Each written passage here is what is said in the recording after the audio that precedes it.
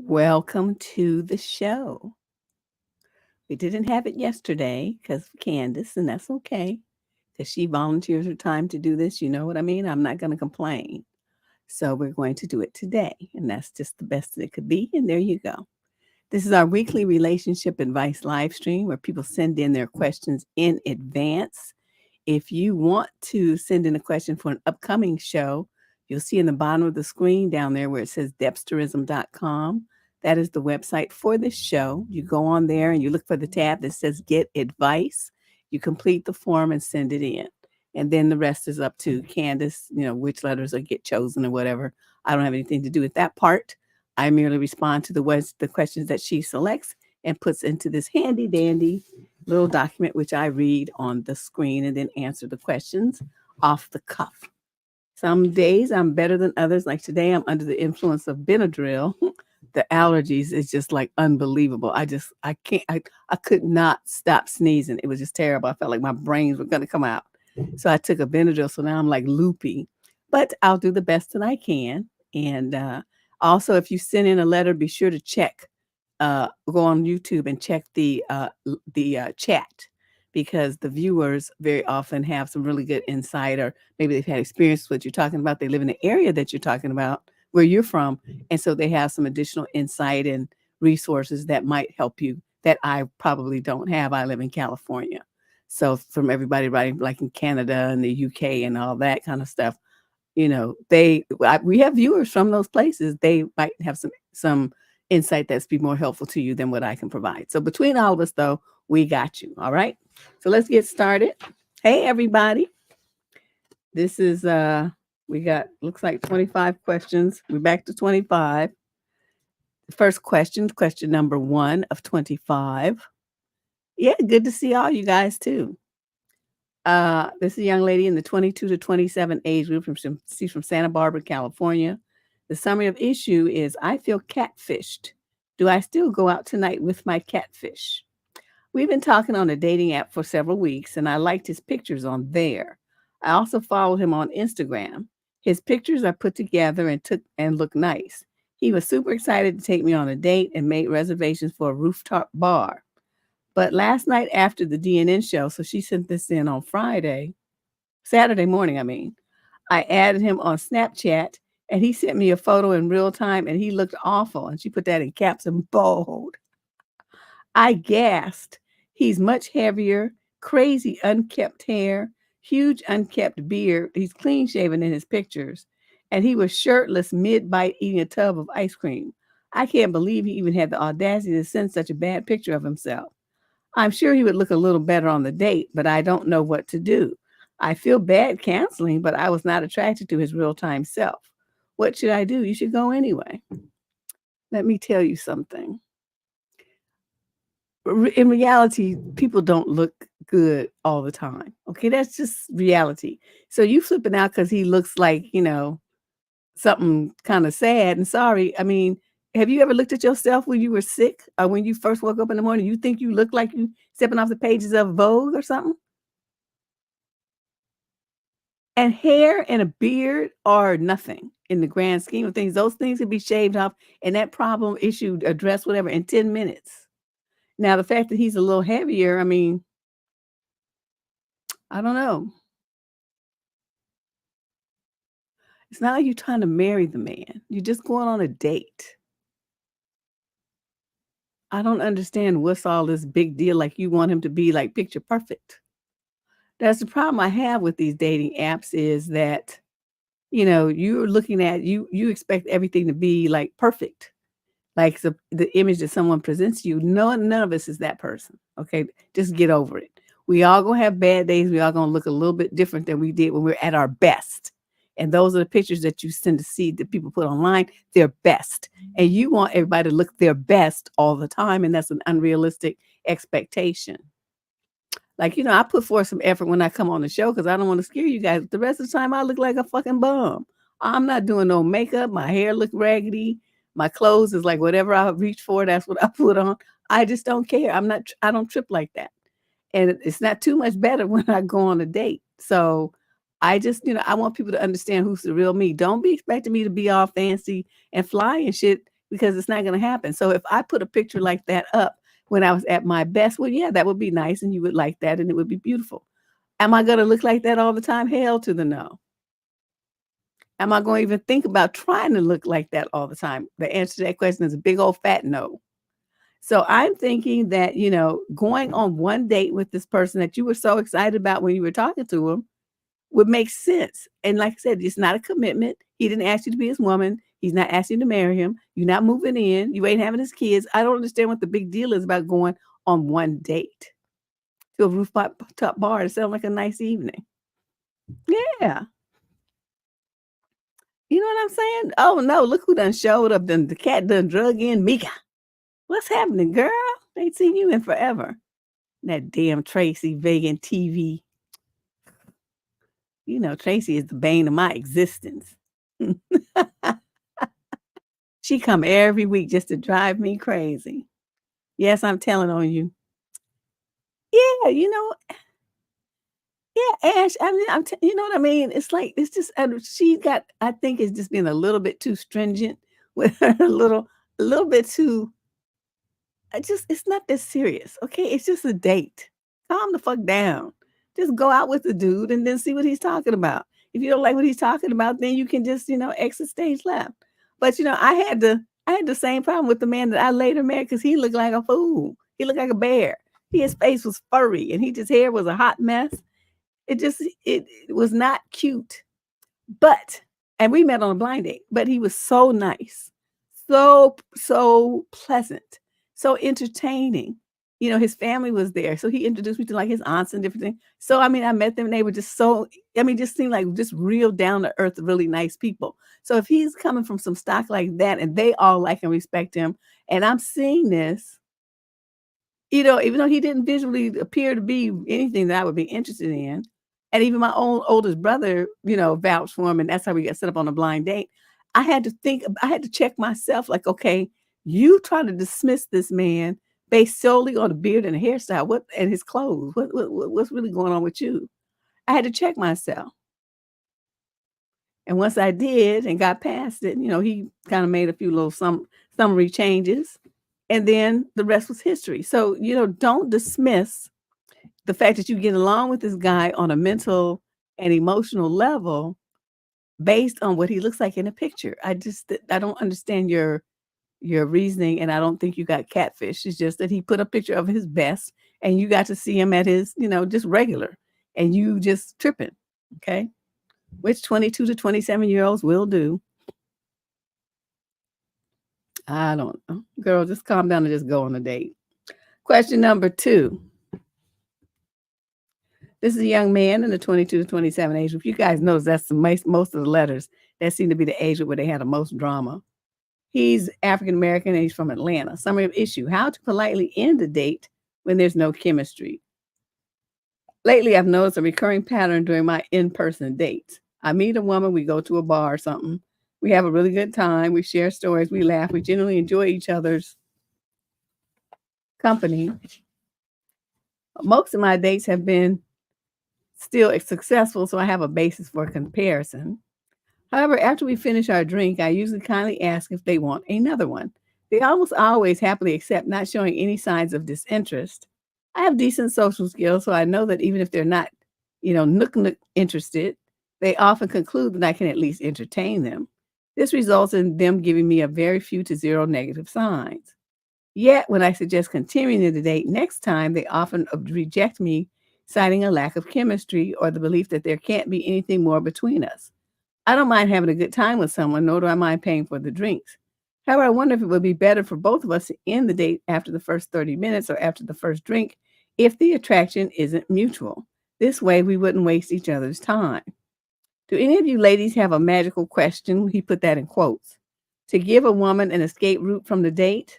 I don't want to mess things up with those who are genuinely attracted to me, so I like to avoid saying anything that reflects low self-esteem or insecurity. One idea I had is to offer to go to another place after the first drink and ask them about their plans for the evening. If they decline, it would signal their lack of interest without being rude. What are your thoughts, Deb? Do you have any better practices for handling this situation? I don't I you know, I'm so direct. I don't believe in signs and, tips, hints, and all this kind of stuff. If I were a guy and I wanted to know if a girl was interested in me, is she just interested in a free drink? Not like a free drink is, it's not grand theft money. But well, first of all, let's start at the beginning. Why do you go to bars for your first date? Why don't you try going somewhere else where you're not, and neither is she under the influence of alcohol, so that you can have like an authentic conversation and authentic interaction with somebody? That's my first suggestion. Stop doing that. Okay. Go someplace else. Figure out something else. Number two thing is, like I said, I am tend to be the direct type. I'm not going to be trying to hint or, play secret spy and all this kind of stuff. I'm just going to say it like, okay, so we spend all this time together. Are you interested in a second date, or would you prefer that we just be, on a friendship tip because you just not, feeling that kind of attraction? Friend attraction, but not like lover attraction. Which one is it? I would just ask because, and then that gives her, it's not like she has to come up with the answer. She just picks one, A or B. Well, I feel like, we're more of a friend connection. And then you would say, okay. And see, when you present those responses, you have to be okay with either one. Whatever you present, 2 or 3 child choices, you have to be okay with all of them. And you're going to act the same. You're not going to flip the fuck out and start throwing stuff at her, hurling insults or anything like that. You're going to maintain your dignity. And you're going to say, okay, I just wanted to just want to make sure we need to be on the same page if anything's going to happen here. And so since, we're not, or, since you feel that way, I'm going to respect that. And, but I did enjoy my evening with you. So you ready to go? And then she's going to say, okay. And then you get to pay the bill and then you all deuce out. That's how you do this. You don't have to go through all these changes and be trying to look for hints and secret signals and all this old stuff here. Just be direct. You're supposed to be a man. Just ask her. But like I said, I've suggested this to someone else. You always give a young lady at least 2 choices. Okay, so she just picks A or B. She doesn't have to come up with a response. You've already provided it. Okay. And then, when you guys get ready to go, you give her that side hug thing or something, or you shake her hand, or you kiss the back of her hand, or you pat her on the head. I mean, whatever you want to do. And then you say goodbye, and it was really nice meeting you, and you wish her the best of luck finding whatever it is that she's looking for. That's how you do things. So you conduct yourself with respect and respect other people. Okay? It's not that hard. I don't know why y'all be trying to make this so difficult. Yeah, but a lot of people say, "Well, I don't like coffee. I don't give a shit what you like. Have some tea then. Have a glass of water. Have a juice from the bottle. I don't care what it is. You ain't getting no meal, and you're not getting no alcohol. And that's the way, if I were a dude, that I would do things. Now, if you you've hit the coffee tip or whatever, and it turns out that you guys are just deeply engaged, and you want to continue the date, then you say, "Hey, I have another hour or two. And this is conversation is really great. Would you like to continue it over dinner? I know this place close by that serves blah, blah, blah, blah, blah, blah, blah. We can just run over there." and keep talking. And she'll either say yes or no. I mean, she might have something else to do. And she said, "Oh, I would love to, but I already have a prior commitment or blah, blah, blah." You say, "Okay, then rain check." But yeah. Or if she says sure, then you pack her up and you guys go to the second location and you continue the date. So then dinner is warranted because you guys already have like a track record established of everything being gravy and you want to continue it. And she's on that page with you. So I mean, either way, it's not that big of pat on the head like a puppy. It's not that big of a deal. I don't understand why y'all be tripping so hard. Honey, yes, because coffee dates, you be in and out in 30 minutes. That's my limit. That's all I'm gonna give you as a stranger. I don't know you. I'm not giving you no hours and hours of my time. You're stuck with eating dinner with your ass. You might be like this one dude I went out to dinner with. Oh my God. Okay, his table manners were atrocious. I just thought I was gonna die. I thought, Lassie eats better than this dude. And you know how dogs chomp their food like, "Ah, nyah, nyah, nyah, nyah." He ate like that. You could see the food in his mouth. He chewed with his mouth wide open. He shoveled the food in there like it was about to run away or something. I just could not believe what I was seeing. It was so uncouth. And then he took took the cake. He took the shells. We were at the Chick-fil-A Cafe in Houston.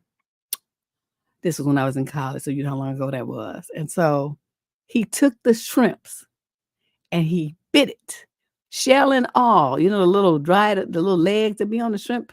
He up there chewing that and making that crunching sound. He didn't peel the shrimp, he just ate everything. And I was like, wow. I didn't even know what to say. I just sat there looking at him, but I knew that was gonna be the last date with that fool because I just couldn't. It was just too much. I couldn't do it. It was awful. So, sometimes a dinner date would be the wrong thing to do. You should just have coffee. You should stick to something safe. Yeah, it was terrible. I don't even know what to say about all that. This is a true story. My stories, I tell you, my dating life it could be a novel. And it would be absolutely 100% true with all the nut jobs I've gone out with. It's just coast to coast fools from the East Coast to the West Coast, even other countries, same shit. Whew. Question number 3. This is a young man in the 28 to 34 age group from Nottingham, England. Summary of issue. Do women think guys who have a good memory and remember conversations are creepy or weird? I'm a 28-year-old guy who went to a speed dating event. I also went to a speed dating event about 6 weeks ago where I met a woman that was there. We only spoke for about 5 minutes, but I remember some basic things about her first time we met and spoke, like what she does, her hobbies and interests, etc. We matched, but when I texted her, she only wrote one message back, and so that was that. Fast forward to tonight. She was there again, and we both recognized each other. I mentioned one of the things she had said that she was into, and then I remembered from the first time we met for that 5 minutes. I was going to bring up another thing that she said, but I stopped myself because I didn't want it to come across as weird or creepy. So my question to you is, do you consider it weird and creepy if guys remember small details about someone that is relatively insignificant? What do you guys think? It's a good question. Huh. I'm going to say this. This is just my perspective. They may have a different one. So you check in the chat stream, like I said. I think it shows that a man's interest. And I think that, but that's where there's a question mark comes in. Why is he interested? That's where it becomes an issue for women. Because I can tell you, as a mature woman who has been around the block 1,777 times, a lot of the guys who like you, who remember stuff, are players. The reason why they have such a good memory and remember all these details about women because they're able to keep all their women straight. So it's not that they're particularly interested in her as a person, as a partner. They just have to keep that information straight because they don't want to mix it up with other women and mess up, their game plan.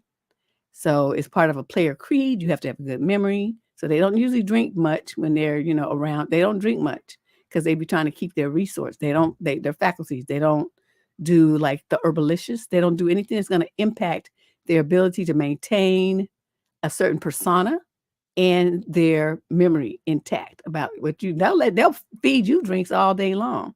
But when you see them, they might have one drink. They're gonna get the, cognac or something, and they're gonna sip on that one drink for hours.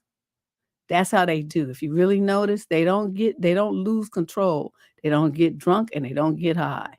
They want to make sure they understand, they see what everything that's going on, and they can hang on every word that you say, and they examine you like you under a microscope. Everything they say, they're watching your reaction. Everything that you say, they remember it. So, and then there's the guys who do that and who remember what you say and stuff because they're truly interested in you and they want to make you happy. So if there's things you like and stuff, they're going to remember it because they can use it for plan for future dates. If they see something you say that you like, they're going to remember that because when they want to buy you a gift, they're going to remember what you like, what color you like, what kind of stones you like, what place you like to go to eat, that kind of stuff. So there's two ways that that's going to be perceived. Both of them, the guy is paying very much attention to the woman, but then they part. There's like a fork in the road. And depending upon that woman and her background and experience, she's going to take it one of those two ways. Me, I'm going to be very highly suspicious that you are a player because that's what I've known in most of my lifetime.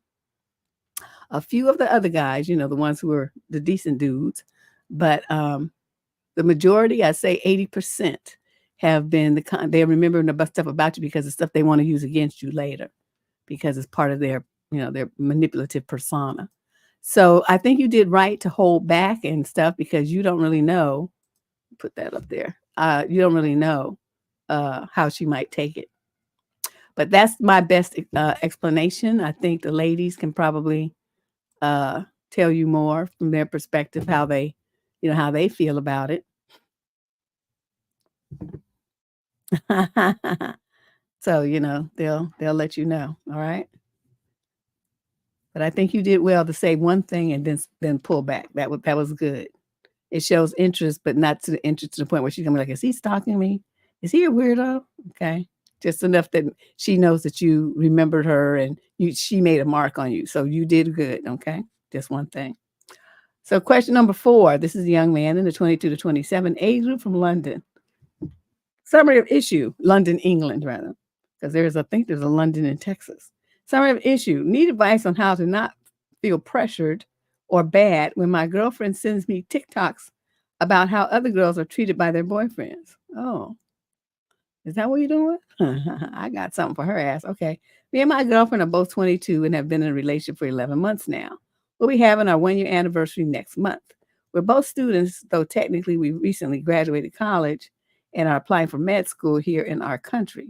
Financially, we're not stable since we don't have any income, although she has this part-time job, or I think I should call it a gig, where she facilitates and gets paid if she works for the day.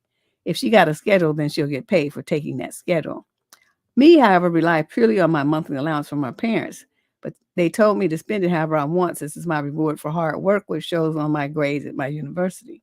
So even if my girl has this part-time work or gig, I pretty much have more income than she does. So the dynamic became like I really would pay for everything when we go out. I have a surplus budget. So when we started dating, I did treat her to whatever she wanted. And whenever I can buy like cute things that I know she likes, bags, shoes, etc. Oh, you was doing too much. I have no problem with spoiling my girlfriend and giving her what she wants when I can. However, recently I've been having some budget problems since my allowance was decreased. And I had to pay for some things at school, which amount to almost 2 months of my allowance. I told her multiple times that I'm broke right now, and she tells me that she understands. However, what bothers me is that I feel pressured whenever she sends me TikToks of girls posting about how my boyfriend surprised me for our anniversary, end quote, or, quote, how my boyfriend treats me to this expensive place, end quote, or, quote, my boyfriend gave me this expensive item, end quote. I don't know how to process my feelings, and I don't know how to confront her, or if I'm the wrong one, or like how to fix this so that I won't feel bad when she sends me stuff like that on TikTok. Any advice from me? Yeah, you cuss her ass out and say, look here, bitch, I done told you. I don't have money for that. I'm a student. I'm broke. If you want somebody to be buying you shit all the time, then you go find somebody else to do that shit because that ain't me. The alternative is, so that's, the direct approach. Now, you could take the other fork in the road, which is one way I always recommend, which is being the petty way. Because I like to match people's energy. So she's sending you in TikToks and trying to guilt trip you into spending money on her. Why don't you go on TikToks and find those videos from dudes talking about why they broke up with their girlfriend? Send her bitch ass some of those. I broke up with my girlfriend because she kept sending me stupid videos on TikTok talking about what other women gave me, the gold digger bitch and stuff like that. Send her some of those. And I bet you she'll quickly stop this shit. Now, so you pick which one's going to work best for you. Personally, I like the petty approach because I like to crack people's faces. Yeah, just I'm sure there's plenty of them on there, like them incel folks. They probably got a whole bunch of videos about why women are just, not decent and always wanting something and only want men for money or so. I'm sure you could find some of them, whether you really agree with them or not. That's not the point. The point is what you want to do is match her energy. She's trying to guilt trip you into spending money that you don't have as a busted student. And then, so you're going to send her energy, send her back matching energy of why this is the kind of shit that will get her single, at least from you. Okay. So you just let her know. I just, because she knew you were, it's not triangulation because there's no third man there. There has to be another person there for them to triangulate. This is guilt and manipulation, and that's all this is. She's trying to manipulate him into, feeling bad about himself to go and spend money that he obviously doesn't have because he had to use 2 months of his allowance to pay for something for school. Now, he's going to be in medical school. Whether he graduates to fully become a doctor or not, I mean, he could be, some kind of nurse. He could be some kind of professor or something. I mean, he'll have his undergrad degree plus additional medical training. So he could, his career could take a different path besides being an actual MD. But whatever it is, he's going to be making some bank. Okay. So I don't understand what it is that she's tripping about so hard. He don't have it now, but he's going to have it later. So be patient. But the way she's doing it, she's going to run him off and make him feel bad about himself. And that's no kind of way to keep a boyfriend. That's not going to work. Question number 5. This is a young lady in the 22 to 27 age group from Mesa, Arizona. The male in question is 28 to 34. So I have an issue. My boyfriend prioritizes pleasure over literally everything else. My boyfriend and I are moving in together after 2 years of dating. He typically prioritizes feelings of immediate pleasure over things less so. For example, he wants to hang out with people literally all the time, drinking, spending money recklessly, etc. I've known this for a long time, but it wasn't always this bad. He has his things together when we first met. But we're moving in together, and I was busy packing and stuff all day yesterday after I finished work. He told me he went to go blow off some steam, end quote, and play pool with his buddy after work instead of going home to pack. To add some context, this friend of his literally physically attacked me and him and sexually objectified me and hit on me on multiple occasions throughout mine and my boyfriend's relationship. They used to be best friends, but we cut him off after he physically attacked us about 10 months ago. Wow. And he's still living. My boyfriend wants to let bygones be bygones. Wow, your boyfriend's weak. I think that's incredibly messed up considering he was so disrespectful to him and I and literally attacked me. Anyway, I think my boyfriend likes the pleasure of hanging out with people so much that he's willing to let this go, which I believe is just morally wrong in all ways. He also told me that his 2 other friends want to help us move at the last minute. I told him that isn't necessary or even possible considering we only have 1 spot available in the 3 vehicles. We're driving down and we already have 3 people helping us, plus him and I. So it's like he's afraid to have one of them be left out when we're just literally moving. This is not a hangout or a party. I don't know. Am I seeing this wrong?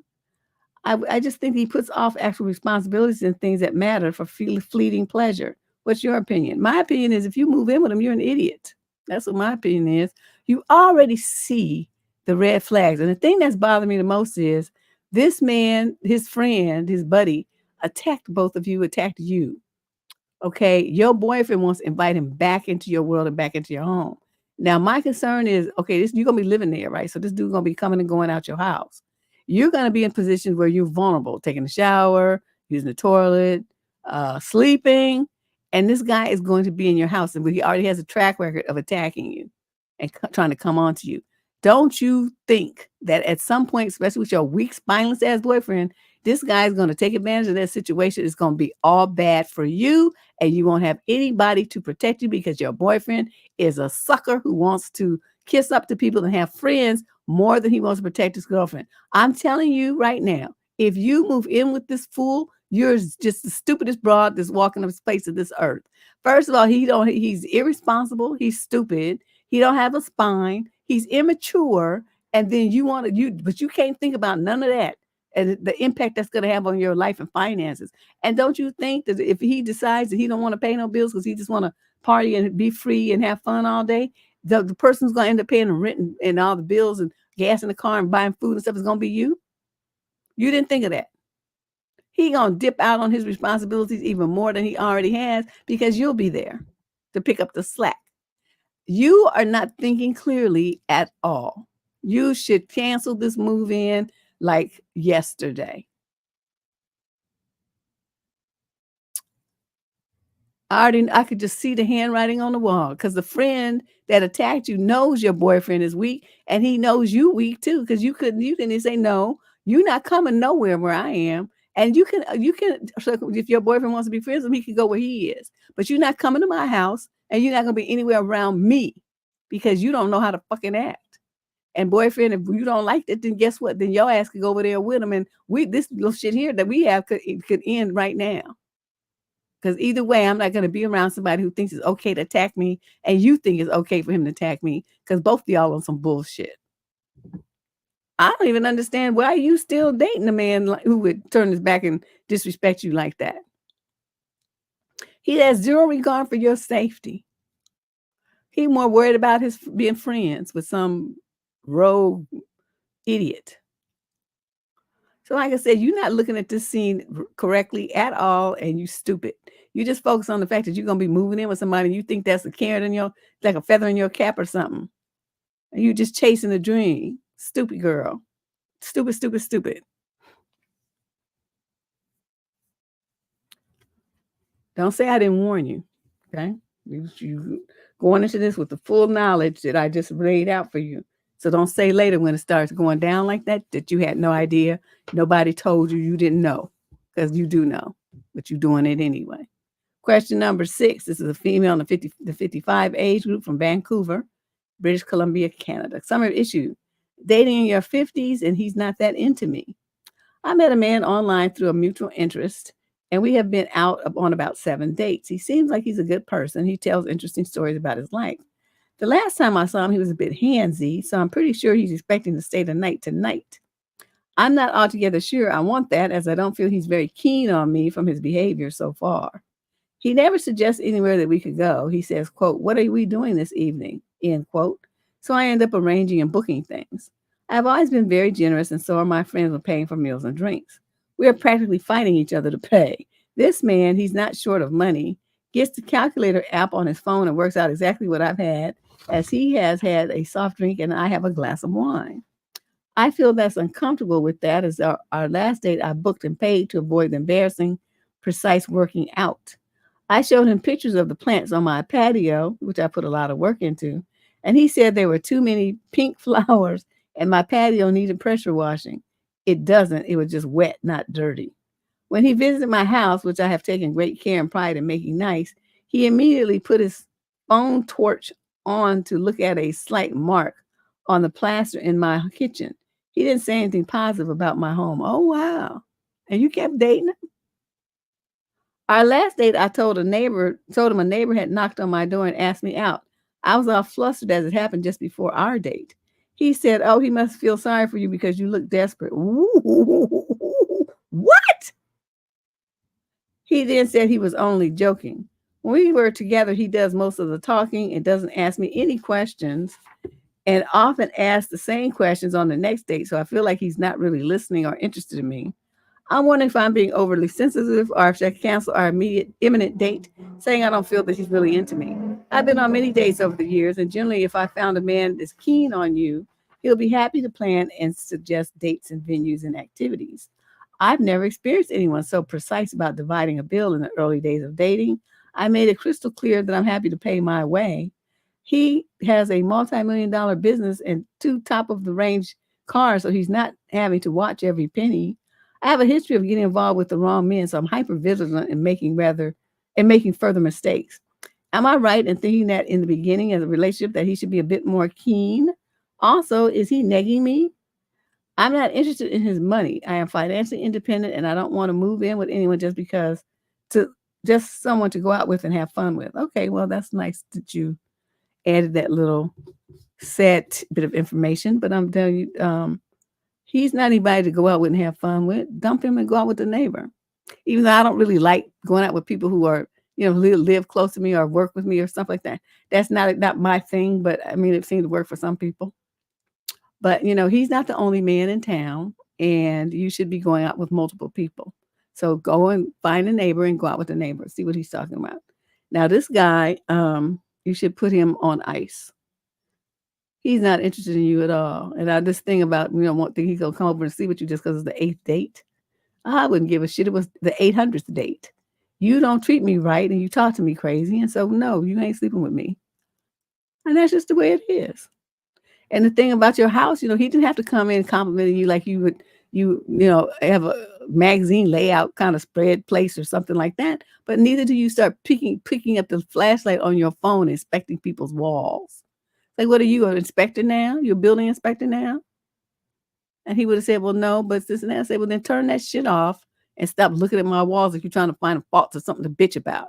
I don't fucking feel like hearing it. Shut up. That's not your concern. It's not your career path. And even if it was, I didn't ask you over here for that purpose. So turn your phone off and sit down over there somewhere like you have some sense. You're over here being a guest, not inspecting my walls. And that's all you had to tell him. I don't understand you women that don't be putting these motherfuckers in check. Just let them run rampant in your life and all over your feelings and stuff. Yeah, that's bizarre. But he's that kind that wants to criticize. He want to find fault with everything. Just like he said, well, because you're desperate. So that would have immediately got him cussed out. Me, you don't get to talk to me any kind of crazy. You talk about, yeah, it was a joke. No, the joke is you. You cheap, fat, funny looking fucker. Okay, you're walking around trying to act like you all of that. You don't even want to pay for somebody's drink. Get the fuck out. You think you're gonna get some trim? That's not happening. You'd have to pay me thousands. But yeah, he got to go. So you're right in that he's not into you, but the fact that you continue to see him anyway is just kind of weird. It just shows you to be. That's why he could freely say that you were desperate, because the way that your boundaries and your way of just letting him talk to you and treat you in your kind of way is kind of odd, and that gives the impression that you don't have any self-respect, you don't have any self-esteem, and you don't have any boundaries, because there's no way in this world that you should let a man talk to you like that. Come in your house and act like that, and start breaking out calculators to tell you how much you gonna pay and stuff like that. I just stand up, no, you gonna pay all of it because I'm leaving, and then just walk the fuck out the door.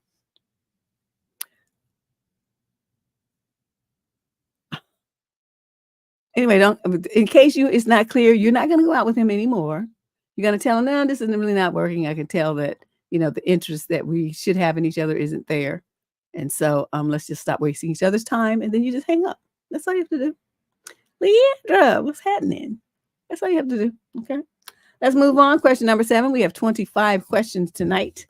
This is our what the fuck whenever, because the day change every week, but it's once a week, kind of, sort of. And we do, I guess this week technically it'll be twice, because it'll be Sunday starts a new week. So today is day 1, and then at some point I'll do another one. All right, so question number 7, female 28 to 34 from North York, Canada. Summary of issue: I'm trying to figure out what made him disappear after showing interest in me and talking so much. I recently met a 30-year-old guy on a dating app who I knew as an acquaintance in real life as well. He initiated a conversation. He initiated a first date, which went very well. We know our exes, and I follow his ex on social media, and he follows mine. We aren't friends, but in a similar circle. The first date went really well. We met in a bar. We talked for hours. See, what's this bar thing? That's not a good first date's place. And then he took me to a friend's house where we hung out together until 5 a.m. just talking. He took you to a friend's house, not to his house. Okay. He dropped me and went home and texted me immediately. Later that day, he asked me to meet him, but I had other plans, so he asked me to call him when I got free. When I called, he didn't answer. He called me back late in the night, a few hours later, and we spoke for half an hour. And then he said that he'd call me the next day to make plans. And that's it. I didn't hear from him since. It's been 3 days. We're both fresh out of very long-term toxic relationships, and he does have a bit of a reputation with girls in the city, which he was very honest about. But I don't get it. Do men just generally lose interest like that? I'm trying to figure out why you putting all this on it when you had one date and one conversation.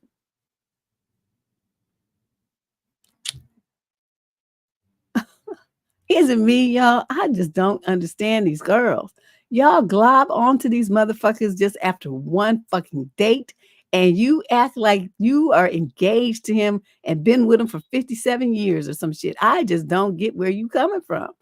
It was one date. Oh, and he had you at a friend's house, not at his place, and you didn't find that odd? That's immediately jumped out at me. He wasn't trying to really bring you into his inner circle. You on the periphery of his life. Understand what time it is. He wasn't trying to get close to you like that. Okay, so you learned a valuable lesson here. Okay, you learned a valuable lesson. Number one, just because you talk to a man and you think him know him and all this old stuff, that's great. That's grand. That's wonderful. But do his words and his actions match up? As I said numerous times, the video I did one, I use this animation feature talking about the 3 things that every woman should look for in a relationship. And if you don't have those 3 things out the gate, then whatever you doing is just a waste of your time and energy. And the number one thing on there is respect. Respect for your time, respect for your energy, respect for your body, respect for your thoughts, your hobbies, your interests, respect for the people that are important to you and the things important to you. So this guy, by dragging you to somebody else's house, is showing lack of respect. Okay? Why you got to be in somebody's house where there's like a mattress and stuff? What was that? Why is we're not at your house or in some neutral place? You didn't catch that. You didn't see how that could possibly be a problem. You didn't think that you might be at risk with some 3, 4 other dudes roll up in that place that's a friend's house, and then you sitting up there, the only woman, defenseless because you don't have no weapons and you don't have no sense. You didn't see that could be a problem. That could be a setup. You didn't see anything wrong with that. So that's what I say. Young girls are just stupid. Y'all don't be thinking about nothing. All you think about is I'm going to have a boyfriend. That's all you think about.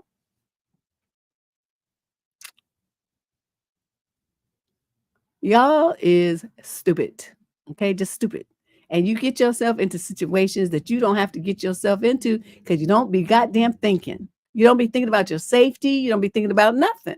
I don't know what you be thinking about. Just what he wants and how to get this man to commit to you. That's all you think about. Get a fucking clue. If a man wants to commit to you, he's going to treat you better than this to be dragging you around places in the dark and keeping you out till 5 fucking a.m. That's a marked sign of disrespect. He had no good intentions with you at all doing some shit like that. He was just waiting till you got tired enough to say, oh, I'm so sleepy. And he said, oh, well, let's go lay down. That's what that was. Yeah, dumb. Just straight dumb. No game at all. And don't be thinking about nothing. So it's good that he didn't call you. It's good that you know that he's got this kind of reputation.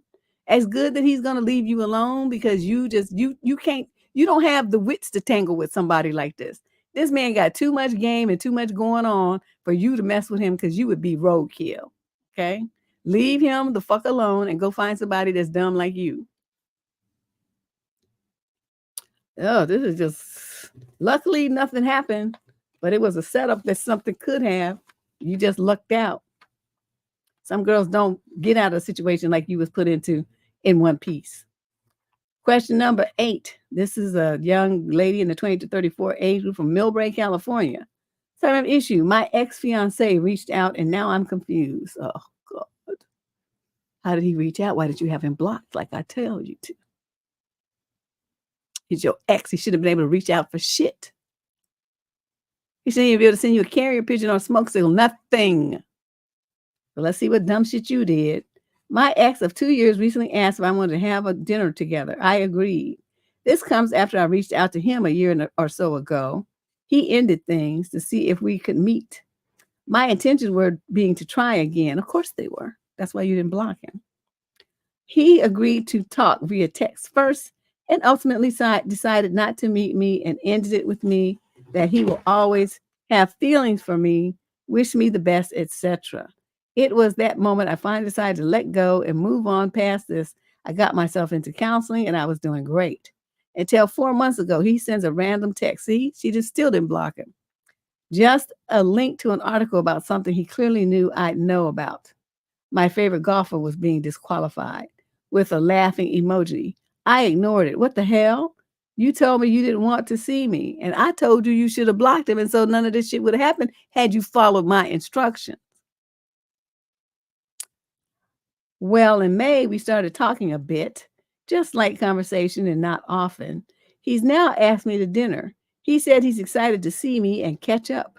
What does that even mean? I still love him. I'm catching up and parting ways will be hard for me. It would be too hard for me to be friends also. Ugh, I'm confused. No, you're not confused. You're just stupid. You dumb because you don't even understand the trap just got set for you. He knows you still into him and he knows it's an opportunity to get to tap that ass. And then he could tell you, oh, well, yeah, I can see why we broke up and I still don't want to be together. But in the meantime, he would have got some good time filling on your mattress. And you were sitting up there all hopeful that it's going to mean something, that he's going to get back together and all this old shit here. He don't want you. He didn't want you. That's why he broke up with you 2 years ago. That's why when you tried to reach out to him a year and a half ago, he said no. You just don't fucking get a clue. And you left the door open for him to come mucking around in your life and fuck you over again. And so that's what's going to happen because you're stupid. What is wrong with these girls? Oh my God. They just have no self-respect at all. None. There's no way in this world you should be even talking to a man who dumped you like that. He should cease to exist in your world. He's nothing more than air. You can't see him. You can't hear him. Nothing. He dumped you. He didn't want you. He didn't want you then, and he don't want you now. He just wants some booty, okay? And you stupid, and you gonna give it to him, and then you gonna be getting all your feelings all involved, and he's gonna mash on your feelings and tell you, well, I didn't want you then, and I didn't want you now. All I just wanted some ass, and you gave it to me, and so there you go. Because you would be giving it to him with no signs of a commitment, no relationship, no thoughts of you, no nothing. You'd be giving it to him on the hopes that he wants you.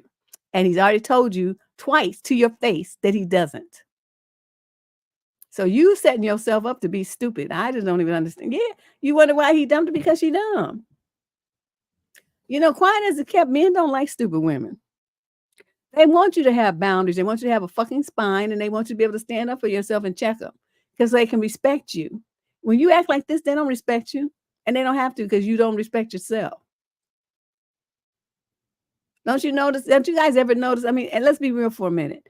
Okay, guys get together, right? They talking about their women. And the dudes be like, well, yeah, she cook my food and she this and that and blah, blah, blah. Okay, so he's saying it like, yeah, I'll be running shit, okay? The other dudes be like, yeah. Then there'll be that guy and say, man, if I talk to my lady like this, y'all would have to be coming to my funeral. And she called and I don't answer the phone. I better she be texting me trying to figure out where I am and stuff. I bet you I better answer that phone within 60 seconds or all hell's gonna break loose. He's talking like that, right? Oh, she would kick my ass from here to Mars, this and that. And they laugh about it. But you know what that is? That's a sign that every one of those men respects that woman. They make jokes about it. They laugh about it.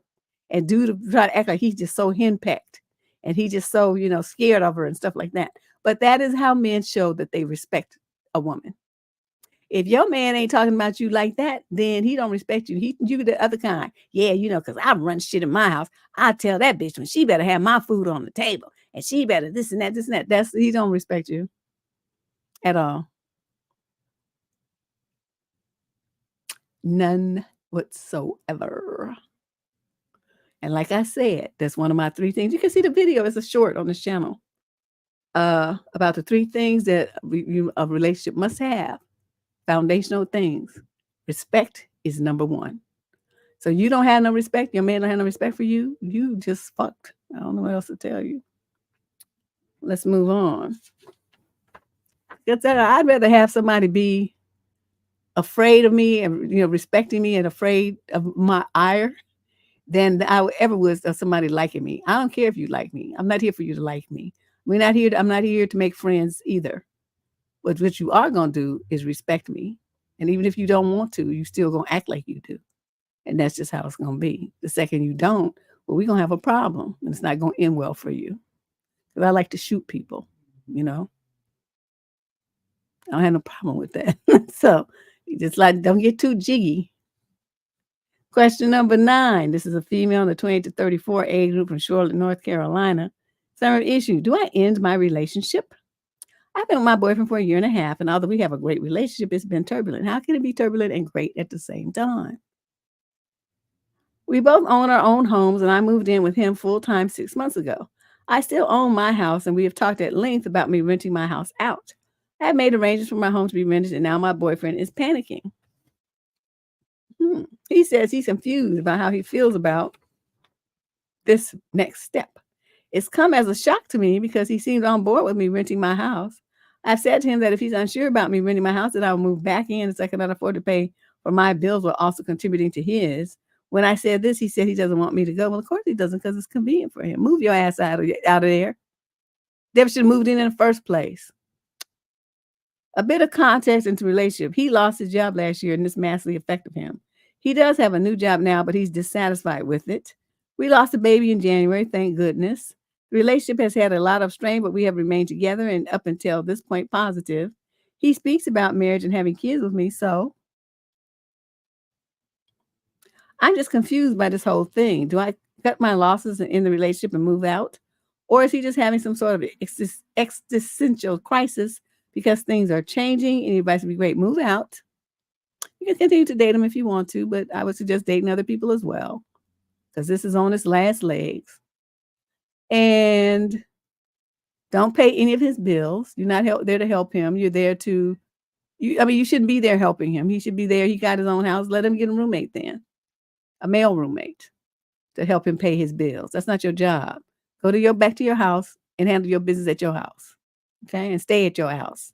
Don't ever do this again. And you don't let no man move into your house. Don't be putting nobody's name on your deed and nobody's name on your mortgage. You don't let them make any major repairs to your house so they can file a mechanics lien on your house. You don't do anything. You protect your investment. Put your house in a trust, as a matter of fact, because you sound goofy. You need the protection of the law so you will be making stupid decisions. Put your house in a trust. Consult an attorney. Put your house in a trust so nobody can touch that shit.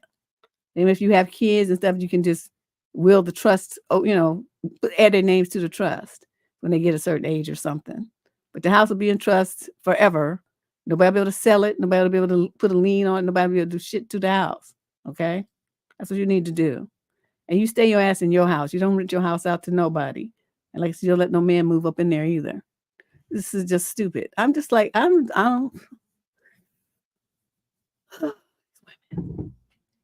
Question number 10. This is a female in the 22 to 27 age group. She's African American from Chicago, Illinois. Summary of issue. I want to know why dudes change after the first few months of dating. Well, that's an easy one, but let's see what your experience is. I've been dating this guy for a few months, and suddenly he has changed. In initial days, he was extremely caring and used to make efforts to talk and meet, but now he doesn't make plans or any effort to meet and replies to texts after 15 to 20 hours and sometimes after 2 to 3 days. And you still calling yourself dating him? You don't understand what this means. Okay. Is something wrong with me? Sometimes I think I'm not enough or I have done something wrong or am overthinking. I really want to know, in general, the male psychology behind this, as this hasn't happened for the first time in my dating life. All the guys I've ever dated lose interest in a month or two. Is something wrong with me or what? No, that's just what happens when you date people. Okay, that's what dating is all about. You think every relationship that you date somebody is going to be a walk down the aisle moment? The answer to that is the 99% of relationships end. Okay, these little dating things. You go out with them a time or two, a couple of months at the most. I mean, it may be going good, so you last a month or two. But then inevitably something happens between one or both of you that, you see a side of that person. They say something stupid. They do something dumb. And you decide you don't want to be bothered with them anymore. Or it could be that they didn't really do anything, but you met somebody else that you connect with better. So you leave them and you go to the other person. That's what dating is. No commitments were made here. You don't got a ring on your finger. He ain't your fiance. You ain't married. You don't live together. He ain't your husband. So what is all this? What you worried about all this for? That's what happens when you date. You date them and then you don't date them no more. You move on to the next one. But what you doing sound like what you doing this wrong. You handling wrong. You doing dating one dude at a time. I done told you 55 million times. You date two dudes with a third one in the rotation. A pair and a spare. You don't understand how to do that? There's a video on this channel to tell you how to do it. It doesn't matter what they do. See, this is the part where you guys keep veering off track. I don't give a fuck what they do in the beginning. You run your life. I don't care how nice he is to you and what he does and says and all this kind of shit. You stay on your fucking program. You girls allow them to dictate what you do. It's like, he's gonna reel you in. I don't give a fuck what he does there. He can talk all the sweet talk he wants to talk. You stay on your program. Your program is to date 2 or 3 dudes at the same time. And if you stick to that, then no, it won't matter what he's talking about, what he does, how sweet he is in the first month or two, the game he's running, the love bombs he's dropping on you. None of that will matter because you are staying true to yourself. The problem with y'all is you don't even know what yourself wants. And then, of course, you can't stay true to it because you're all over the goddamn map. And it pisses me off because 90% of these letters I wouldn't be getting if y'all handled yourself the way I keep telling you to do it. And you don't do it. And then you want to write and bother my nerves with these problems that you create for yourself. I don't give a fuck what these dudes do. It's irrelevant to your life. You decide what direction your life is going to go. Stop putting your life in the hands of strangers that you met on some swipey thing or some other situation. He don't control shit other than what you let him control. That's the part y'all just keep forgetting. Oh, he did this and he said that. And, why is he doing this and that? Who gives a shit? If he's doing some shit that you don't like, then dump his ass. Why even ask the question? He's not your man. And even if he is, dump him anyway. I don't give a fuck what they talking about. If I'm sick of you, you do some shit that I don't like, we're done here, sir. On the spot. Oh my God. You guys put way too much power in these motherfucking men's hands over your life, over your thoughts about yourself, over your choices, over your feelings, everything. You give them all this power, and then you wonder why you all fucked up in the head and all crying and depressed and on meds and shit. You did that to yourself. You don't never let no man have that kind of control over you. I just don't even understand this whole concept. As soon as they be asking me who's on my phone, they get cussed out. So they ain't get no control over nothing in my life. My theme song is Mark Morrison, Return of the Mac. That's been my theme song forever. I just love that song. All right. Let me catch my breath. I don't even have no wine. I'm going on a wine hiatus till my birthday in August. I'm going to be good. I'm going to detox till August. And then I'm going to be a complete fool. So don't look for me. Question number 11. This is a female in the 22 to 27 age group. She's Caucasian in Toronto, Canada. And she's about another female is 28 to 34. Okay, so the younger and 20. Okay. Summary issue. My sister and I got into a huge fight because she asked me for money for her fiance. Wait a minute. Your sister asked you. Okay, so the one who's writing is always at the top. So that's the younger one, the older one. So your older sister asked you for money for her dude. That's what you're telling me. Okay. My older sister, she's 28 and I'm 23, got into a huge fight because she asked me for money for her fiance for some kind of investment, for which I told her no and made her understand, which she did not. Later, I told my mom about this and she spoke to my sister, which fumed her, and then she gave me nicely. Okay, I don't know what you're trying to say here. My mom also sided by her later on, and everything backfired on me. I apologized to her to make peace, but she did not react. I don't know what to do. Oh, that's it? You don't do nothing. You kept your money in your pocket. That's what you're supposed to do. Her man wants somebody to be invested in his scallywag business or whatever. He need to go to a bank. That's what they have them for. You go to a bank with your business plan and you get an investment from the bank, a loan. You don't go around getting money from people's little sisters. Fuck out of here. You did right. And then you go back, and if your mother thinks that, somebody need to be giving some money, tell her to give some of hers. That's how you do that. And saying then when your shit blows up in your face, don't ask me for nothing. I'm not covering no shortfall are paying no bills that you can't pay because you gave her some money. So just keep that in mind. You better only give money that you can spare. Don't look for me to fill in the blank. I'm not gonna do it. What?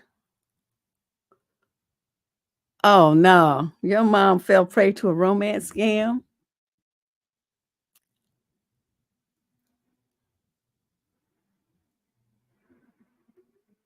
There's so many older women and men too that's falling for them games. They losing their homes, they losing their businesses, they losing all of their investments, their retirements, everything, because they want somebody to love them that bad, and they feel like, if they give it because they're being supportive, they think that this is their love of their life, and so they hit them for money, and then the next thing you know, they want more and more and more, and then the old people get a second on their home, they start cashing in their bonds and stuff, and yep,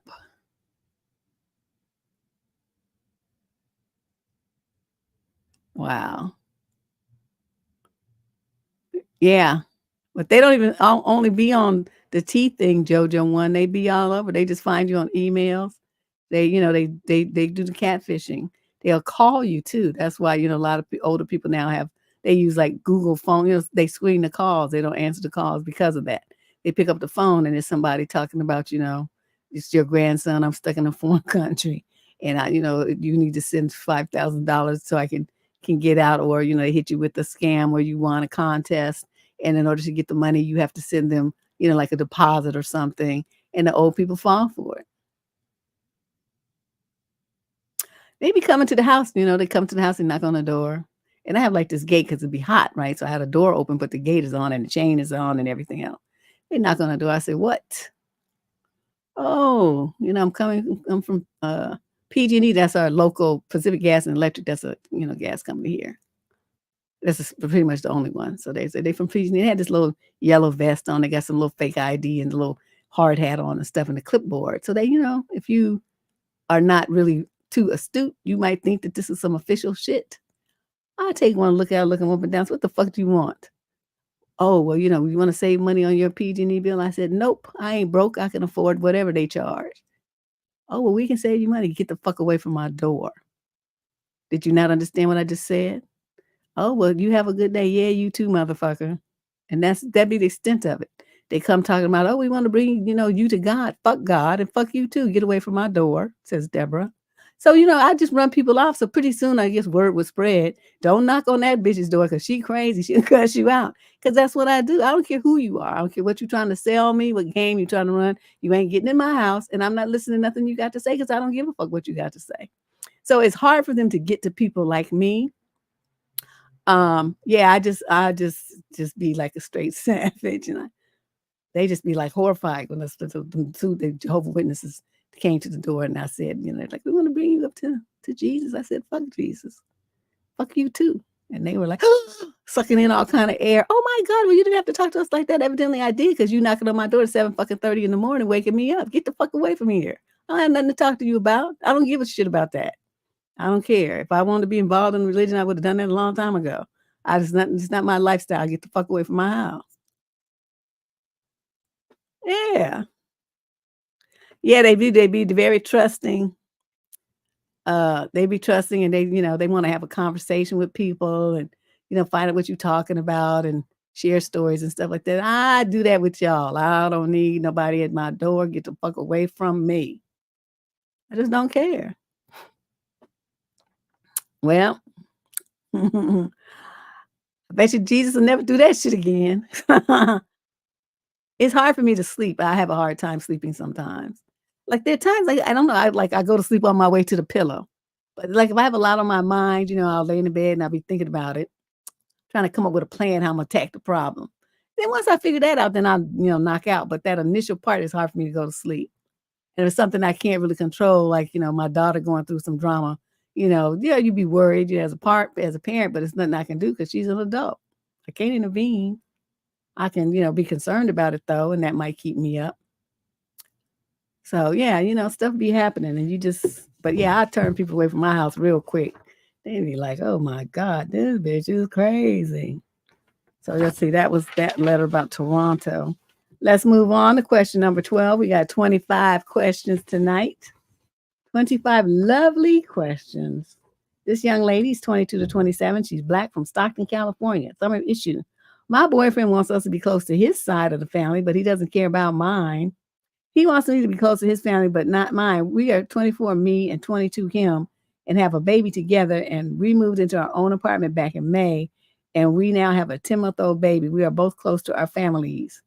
Originally, I was close to his, but I stopped once we had issues when our baby was born, as they weren't respecting boundaries and always complaining and crying that they weren't close to our baby and that my family saw the baby more than them, which became overwhelming.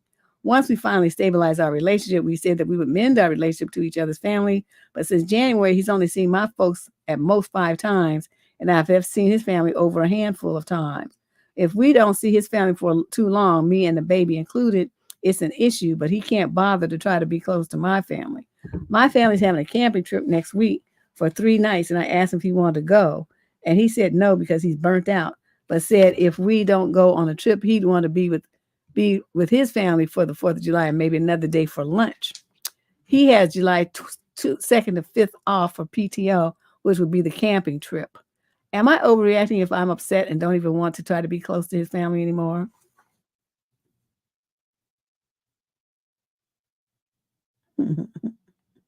See, this is why you don't be having babies with random motherfuckers. This is it.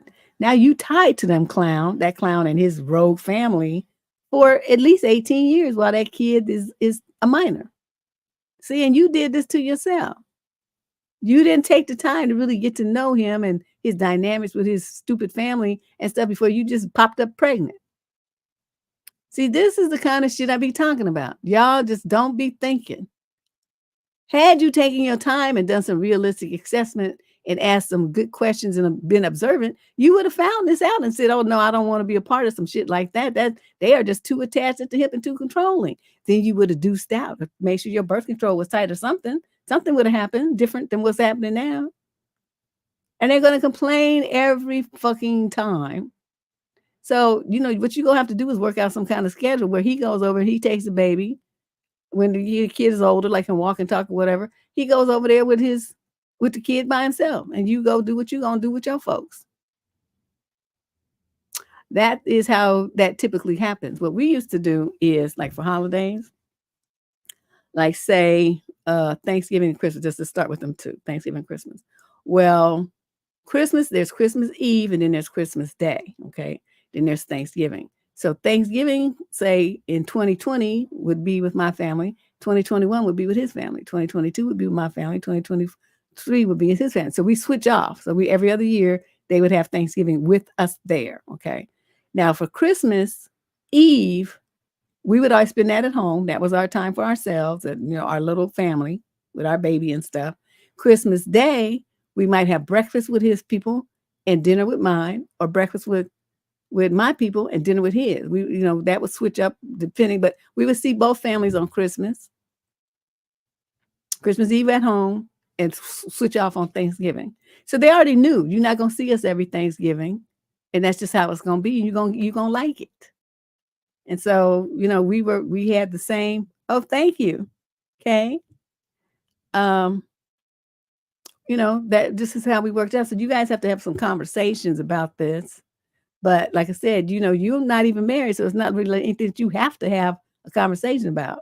You're just a baby mama. You're a baby daddy. So, but I suggest that you make sure you go to court and you get custody. Make sure your custody issues are tied up in writing legally, because otherwise you go get yourself fucked over when he decides he want to have custody of the baby and he takes you to court and you be ass out and him and his family be raising your kid. Never? Really? Well, here I am.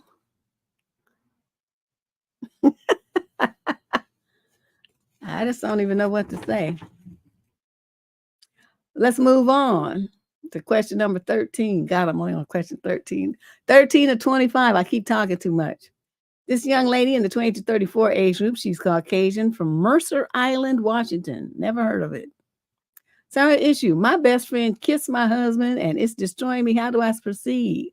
You kick that bitch's ass. That's what you do until you feel better. But let's see how you handle it. I'm 28. I've been with my 27-year-old husband for 6 years, married for 4. We have 2 girls, a 3-year-old and a 10-month-old. Everything in our relationship is perfect for us. He is the best husband and father to our kids I could have ever asked for. I'm absolutely in love with him, and his actions and words have always shown me that he feels the same way about me.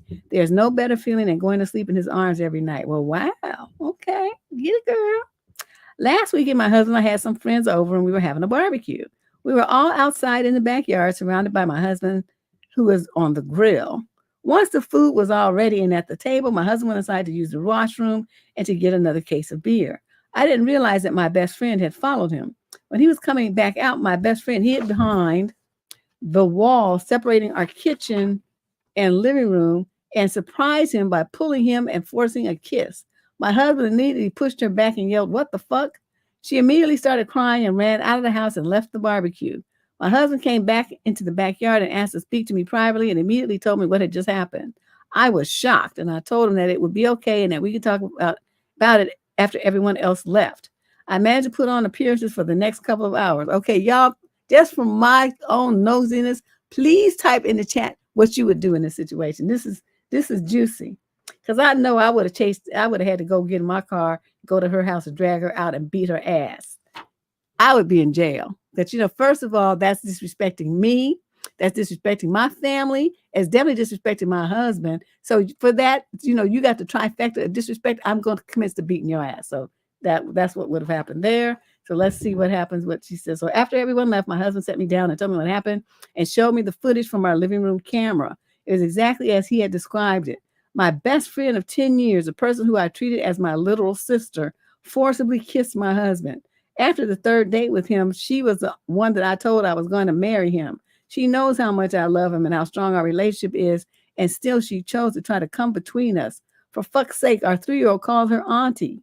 My best friend also tried showing up the next day, quote, just to talk, end quote, and my husband had to hold me back from beating the shit out of her. That's right. And he kicked her out and told her not to come back. It's been almost a week, and I'm nowhere close to moving on. I don't blame my husband one bit. Yeah, you got a security camera that verified his story. It's nothing to blame. Plus, he told you right away. He's completely innocent in this, and if anything, he's a victim. I've been laying down on my husband's chest and just crying every day and night. Stop fucking crying. I'm so angry and frustrated. I don't know what to do. My husband has been amazing, and like always, he just gets it and understands how I'm feeling. He brought me flowers almost every day and cooked my favorite meals multiple times in the last few days. I love and appreciate him all the more for it. I just don't know how I'm going to move on and trust any of my friends again after this. You're going to trust your friends, but you're not going to trust her. So what you're going to do is you're going to have to woman up and call her. And you're going to say, you're right, we need to have a conversation, but we're not going to have it at my house because you're not welcome at my house ever again. But what we're going to have a conversation about is what in the world possessed you to do that? Because you want to know. Not to say that she's going to tell you the truth, but you are going to give her the opportunity to. Let's put it that way. You're going to give her the opportunity to, because what you're feeling now, and I've been there, is an unending sense of betrayal.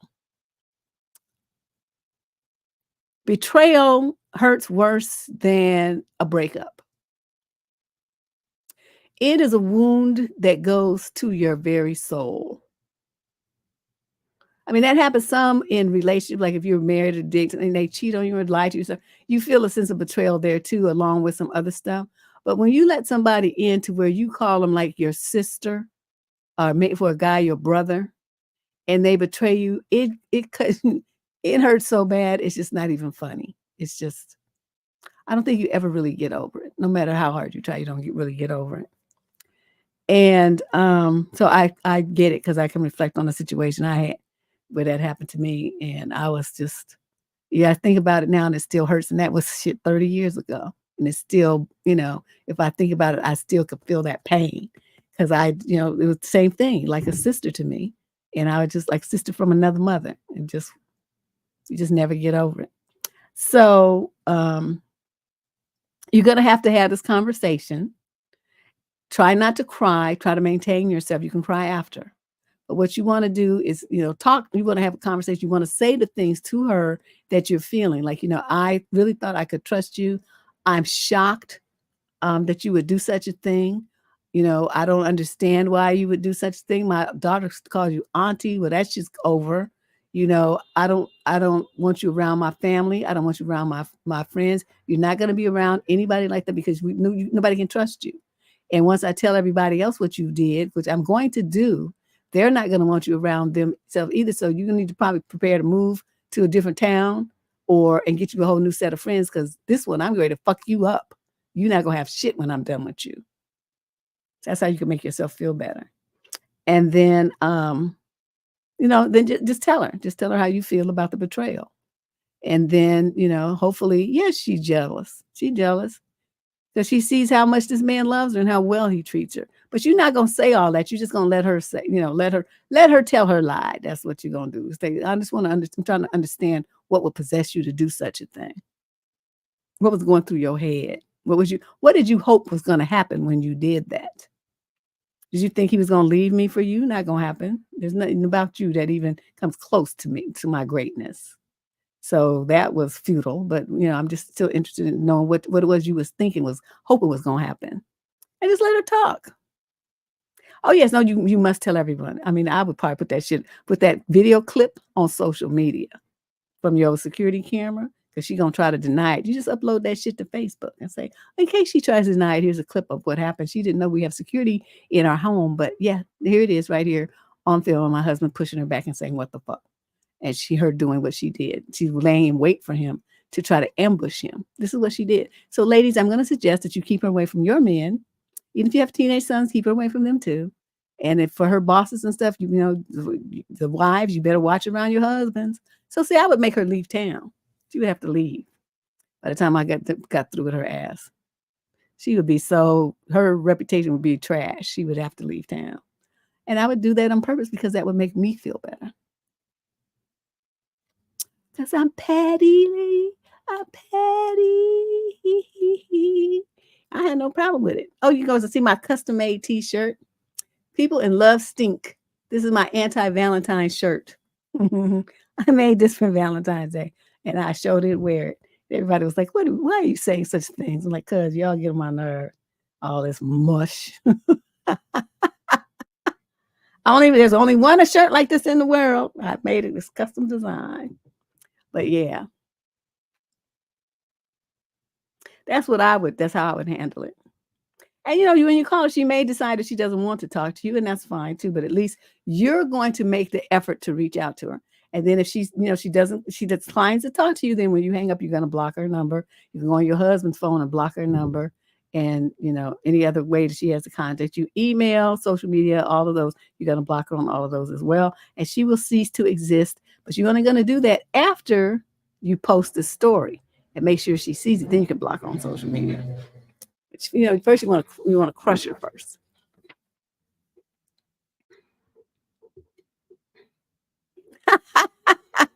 Well, it's the better treatment. Remember that show Nip Tuck, where they took the dude and they tied they went to all the different grocery stores and bought hams, and they tied them, they lashed all the hams to him and threw them out there in the Everglades, and then the crocodiles had a snack, alligators, whatever they have in Florida, they had a snack. Oh, that was the most savage scene I've ever seen in my life. I think Nip Tuck is back on Netflix, I believe, and I tend to watch it too. But yeah, Christian. Whew. Christian, just savage. But I thought, that dude, he kept bothering them. So that's what they did, honey. They got rid of dude. There was no trace of him nowhere. Unless you're going to start searching through like alligator poop, then you might find a bone or two. But other than that, they tied all them hams to dude, and then they pitched them into the water. And as you can see all the crocodile, alligators, whatever, coming and, like highly interested in this new snack. And then they started munching, and that was it.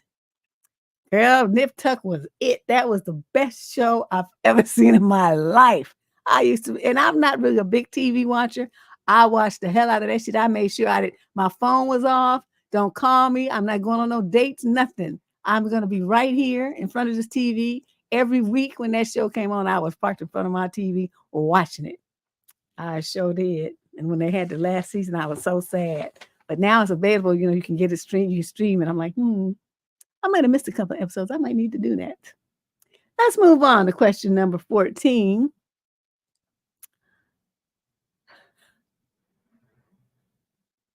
Yeah, they did. Great cast. Question 14. This is a male in the 20 to 34 age group from Edmonton, Canada. He's talking about a male 35 to 42. Huh. Certain issue. My coworker asked me to lie for him. What? Last night I went out to dinner with a bunch of coworkers. Included in the group was, quote, Jimmy, end quote, a 37-year-old guy I'm friendly with but rarely talk to as he works in a different department. I've known him for about maybe 4 years, but because we work in different locations, we only cross paths once or twice a year. We do not talk outside of work once or twice a year. Wow. Jimmy, end quote, is a pretty nice guy, I thought. He's very social and outgoing. He also has a reputation for bending the truth when it's convenient for him. This will be relevant later. The dinner was fun and concluded around 8:30 p.m. I promptly went home to my wife and family. This morning, I woke up to a text from Jimmy that said, if my wife asked, I was with you until 12:45. To be clear, I do not know his wife. I assume he plans to give her my number and insist that she call or text me to verify his account of what happened last night. This makes me very uncomfortable. I consider myself to be a very honest person. I do everything I can to avoid lying in my personal life. My partner and I are extremely honest and open with each other. Since I would never lie for myself, I definitely won't be lying on behalf of others. My question is, do I respond to his text? Do I answer the call from his wife if and when I get it?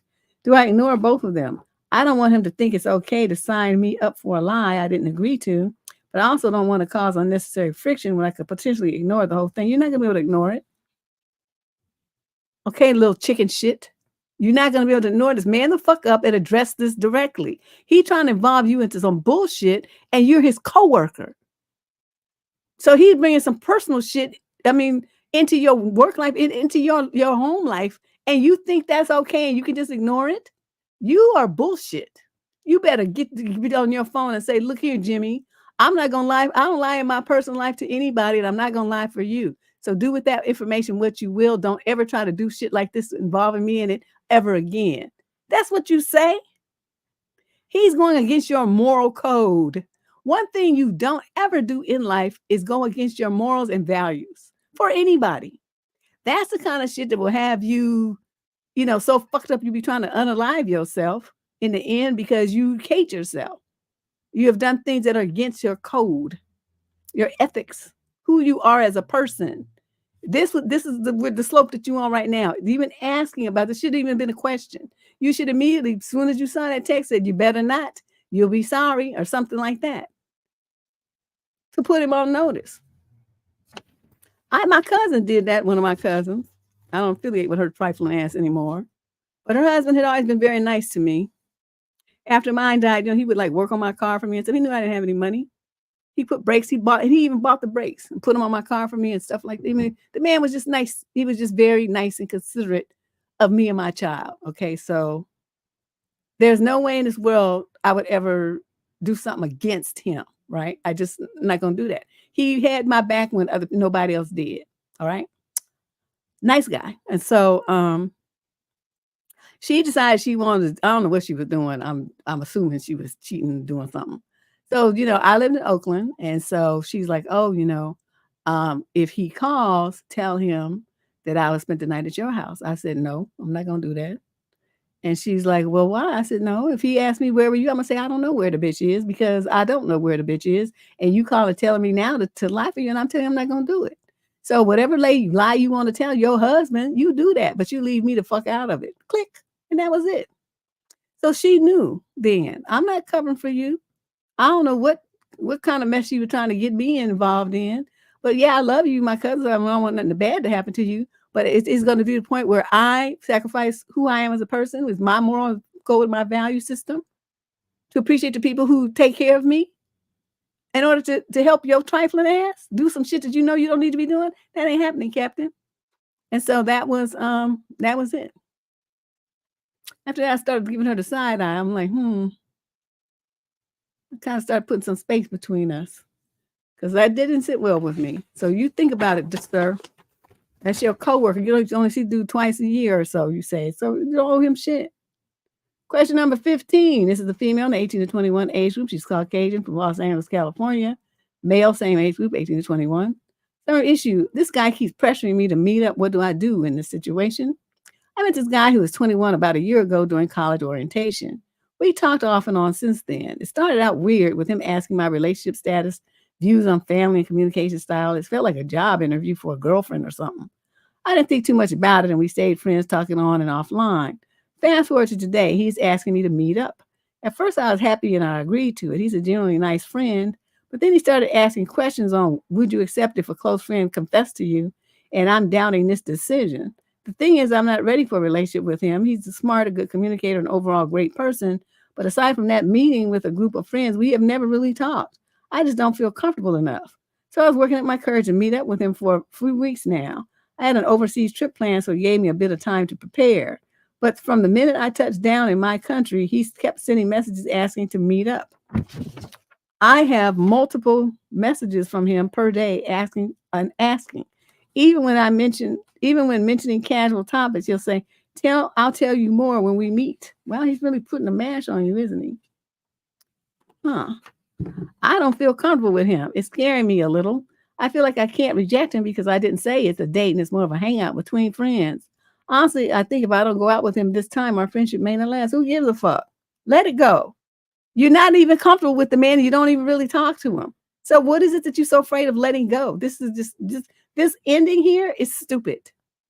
It makes you seem really super weak. That's why he keeps pressuring you. That's what dudes do this. Let me run this game by you.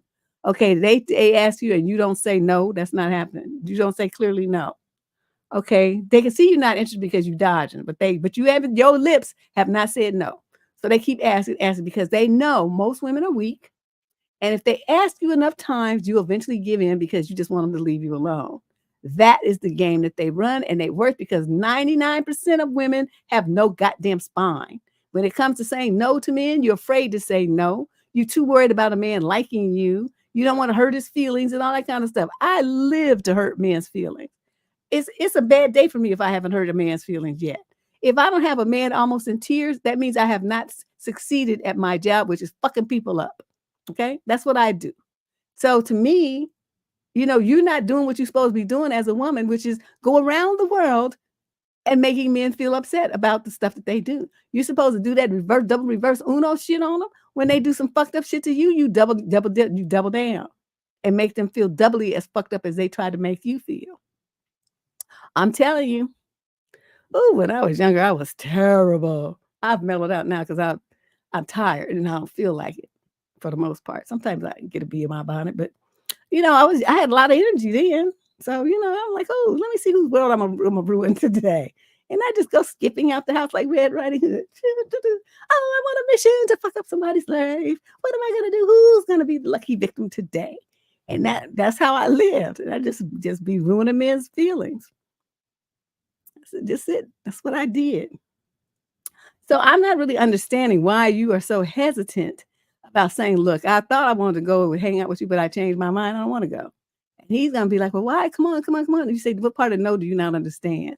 And so when I hang up from here, I'm going to block you because you just don't seem to understand, want to hear when I'm saying no. And one thing I don't like is people disrespecting my no. So you hang up and then you block his number. That's it. And I'm telling you, better thee than me. That's been my motto since the 8th grade. When I first read Shakespeare, I was like, ooh, I love this way of speaking. Thou'st, thee, and thou, and all that stuff, the way they talk. I was like, oh my God, this is fabulous. So then I came with that phrase, better thee than me. And I've been using it ever since. And that's how I believe it. So if anybody feels going to be hurt, it's better that you be yours than mine. I don't understand it. So you're scared. You don't really talk to him. He's putting a bomb on you. And see, this is the kind of thing, the fact that you can't say no, this is what's dangerous about girls like you. You can't even say no to him about a date. So once you go on a hangout, he's going to be pressing you for some pussy. And you won't be able to say no then either. The next thing you know, you're going to be date hard and trying to figure out what happened. That's the setup here. Because he can see that you are weak and you don't say no and you don't protect yourself. You don't have no boundaries. You writing me when you should be telling him, fuck off. See? This is the perfect setup for that because he can see that you're afraid. You more worried about, the friendship lasting than you are about what could possibly happen to you being around a man who does not respect your no. This is sad. Question number 16. This is a male in the 20 to 34 age group. He's European from the UK. Girlfriend resentful of a choice I made years ago. That's his summary of issue. When my girlfriend and I first started dating, I was working as a systems administrator, making a U.S. equivalent of about 85 grand a year. Oh, okay, that's decent money. He says that's decent money for the area I was in. Well, that's decent money pretty much for everywhere. For the first year and a half, I literally paid for everything because she was still in school and working a job making only about U.S. equivalent of $12 an hour. We vacationed in the mountains, beaches, and ate at nice restaurants. Not that she didn't try to pay for some of it. I just could easily afford it, and I loved her. She treated me great as well, and I knew she loved me too. Well, then that COVID BS came. Her and I both talked about it, and we were both against getting it. Well, in November 2021, the company I work for decided to enforce the vaccine mandate. I did not comply, and they terminated me. I had trouble finding work in my field since almost every job I applied for was requiring the vaccine, so I had to make a decision of going back to work for a logistics company I had worked for 10 years before, making almost 40% less money. It's only temporary until I find something else in my field again. A few months later, she graduated from school and got a job that required her to get the vaccine. So she did, and she got the job. The job is 16-hour shifts that required her to travel out of town quite a bit. She has a 10-year-old son, and we made the decision for me to move in with her so I could take care of him while she was out of town working. Ever since she got the job and I moved in, I noticed she's been less affectionate towards me. Very quick to get defensive about the smallest things and sometimes just all out hateful towards me at times. I tried talking to her about it, but she would always come up with some BS or said her job is very emotionally draining, which is true to an extent, I know. But I finally got tired of it a couple of days ago and told her I needed an answer because I was done with it. She told me that she's been resentful of my decision all this time of not complying with the vaccine mandate to keep my job. That if I had complied, we could have bought a house by now and having our first child. That it was the biggest mistake I could have possibly made. She isn't wrong, I guess, but I was a bit offended by it, knowing some of the mistakes she had made in her past, worse than mine, but I don't throw them up in her face since they were before she met me. It felt really judgmental. She says she's trying to work on it, but I wonder even when I do finally get another job in my field, is she going to continue to punish me for it? Making that decision years ago, I thought at the very least it showed that I had some integrity, that I couldn't be bought to change my beliefs, but I guess not. I love her and I know that she loves me too, but this whole situation has brought on some insecurities on my side, and I've never been an insecure person. I've always trusted her, and she has never done anything to make me believe that she would cheat, but it's hard not to think this resentment might change things a bit. Any thoughts or advice would be appreciated. It doesn't matter. Why is the first thing men always think about is what some woman doing with her pussy? This goes deeper than cheating, you idiot. This goes to a lack of respect for your decisions and your integrity. This is far deeper than who she sleeps with. A typical man, that's all you can think about. What you should do is tell her to think about the fact that, you guys are just dating. What you do for your job and with your money is not her fucking business. And her making plans on what you do with your job and your money is also not her fucking business. So that's how you should have talked to her when she started talking about her resentments. I don't give a fuck. You could be resentful until you turn purple. What I do as a single man don't have shit to do with you. I'm not your husband. So what I do with my money and my time and my body don't have shit to do with you. Okay, so you could I don't know what to tell you about that. You got your feelings hurt over some imaginary shit. It's like, didn't change shit here. And I tell you what, as one person who did get that damn shot, got forced pretty much like pushed into it by my family. I wish I hadn't done it because I got the one that had unfortunately, the side effects of strokes. And guess who had two? To me, it's a miracle that I'm still sitting here that I can talk and stuff. And then I'm not more affected by it than I am. I still have some residual, I say I'm like 95% recovered, but I still don't have the energy that I used to have. I get tired, and this one side of my body is still weaker than the other. No matter what I do, it's weaker. I just have to deal with it. So, you made what I consider to be the right choice for you. And if she can't respect that, then, tell her that you're going to make plans to move out and go find you somebody else. Don't have a 10-year-old kid to change, because she's going to need to change jobs. Unless she gets a live-in nanny. She better be making enough money to afford it. While she mouthing off talking about her fucking resentment. But the main thing you need to do is remind her, we're not married. So what I do with my money is not your business. That's where you out of pocket. So you getting resentful about some shit that don't have nothing to do with you. That's where you need to rein yourself back in, young lady. You just doing too much. That's what you should have piped up and told her ass on the spot. But you didn't. Yes, it's just like, man, I just so wish I had my inner voice told me not to do it. I just let my brother's fear mongering, get to me. Plus, I already had it before they announced that it was it. I had it in January, the first week of January of that year. They didn't really announce that it was in the country till March. I'd already had it by then, so I didn't think I was gonna make it. It was bad, but I stayed at home. I handled it myself. So I mean, I already had the thing. I didn't really probably need to get the shot because I already had the antibodies or whatever. But yeah, that was rough. That was bad. She may not agree, but who gives a fuck? Because the bottom line is that she ain't his wife. And so what he does with his money and his time and his body is none of her business. They're merely dating. He don't have no kids with her. That's her kid from some other man. You know what I mean? I went, boop, bitch, you figure this out. You and this raggedy ass kid you got, make the magic happen. I'm out. Question number 17. This is a female in the 22 to 27 age group. She's Asian from Meguro Ward in Japan. I wonder where that is. Male is 28 to 34. He's white. Summary of issue. My husband's friend who stayed at our house saw me nude as I was getting out of the shower. Should I tell my husband? Absolutely. Why is this even a question? My husband invited one of his friends to stay at our home while he visits Japan. He has been here for 3 days traveling with my husband and I, or alone. It's been a little difficult to describe, but one of the corners of the home is in an L shape with the bedroom windows slightly facing each other. One bedroom is ours, while the other is the spare one where my husband's friend is staying. Our bedroom has a shower attached, and I walked out after having a shower and dried myself in front of the mirror. I noticed in reflection that my husband's friend was looking at me through the window. I was drying myself for a couple of minutes, but I don't know how long he was watching me for. When I noticed him, I turned around and he looked surprised before moving away. He's going to stay for a few more days. The question is, should I tell my husband about it? I don't want to ruin the friendship and cause a friend to get in a difficult situation while abroad.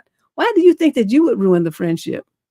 He was the one peeping Tom at you.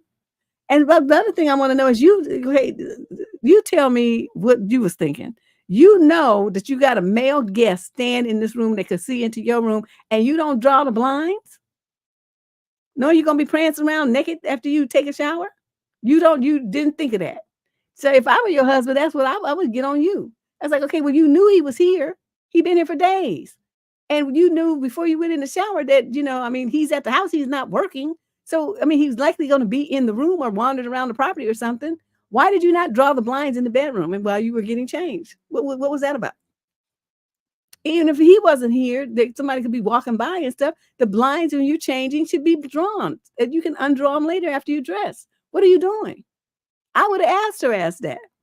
So be prepared with an answer because he's going to ask you if you bring that up. He's going to ask you that question. You better have an answer because I sure would want to know. Yeah, she's drawing in the mirror and shit.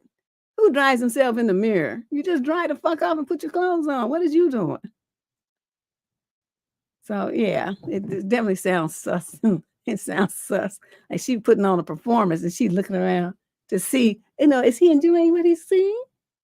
Yeah, we making fun of you because you on some bullshit, girlfriend. In Meguro Ward, Japan. Never heard of it. I don't even know where that is, but it sounds like it's something probably near Tokyo. Probably them wards are near Tokyo. Yeah. Get your shit together. Okay?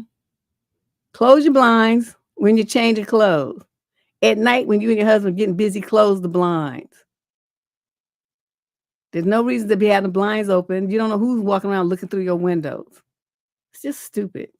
Question number, that was the one I just did. Question number 18. This is a male in the 22 to 27 age group, San Antonio, Texas. Summary of issue.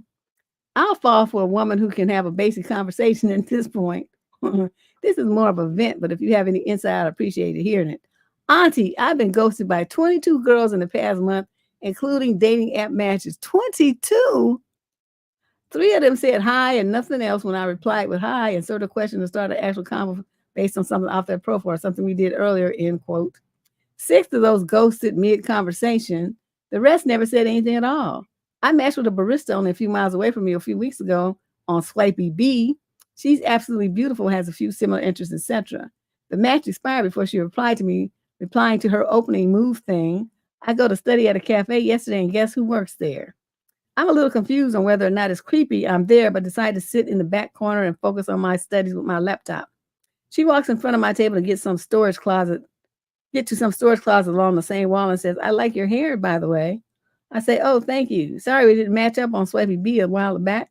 And she's not weirded out at all, holds a short, nice conversation, and says she just doesn't go on there much and probably didn't see the match. Then we swap numbers. She texts me after her shift to ask what I was working on. I tell her I'm an online cybersecurity major. Then ask about her and if she was busy today. That was at 4 and it's 8 a.m. now. My parents aren't having grandchildren at this rate.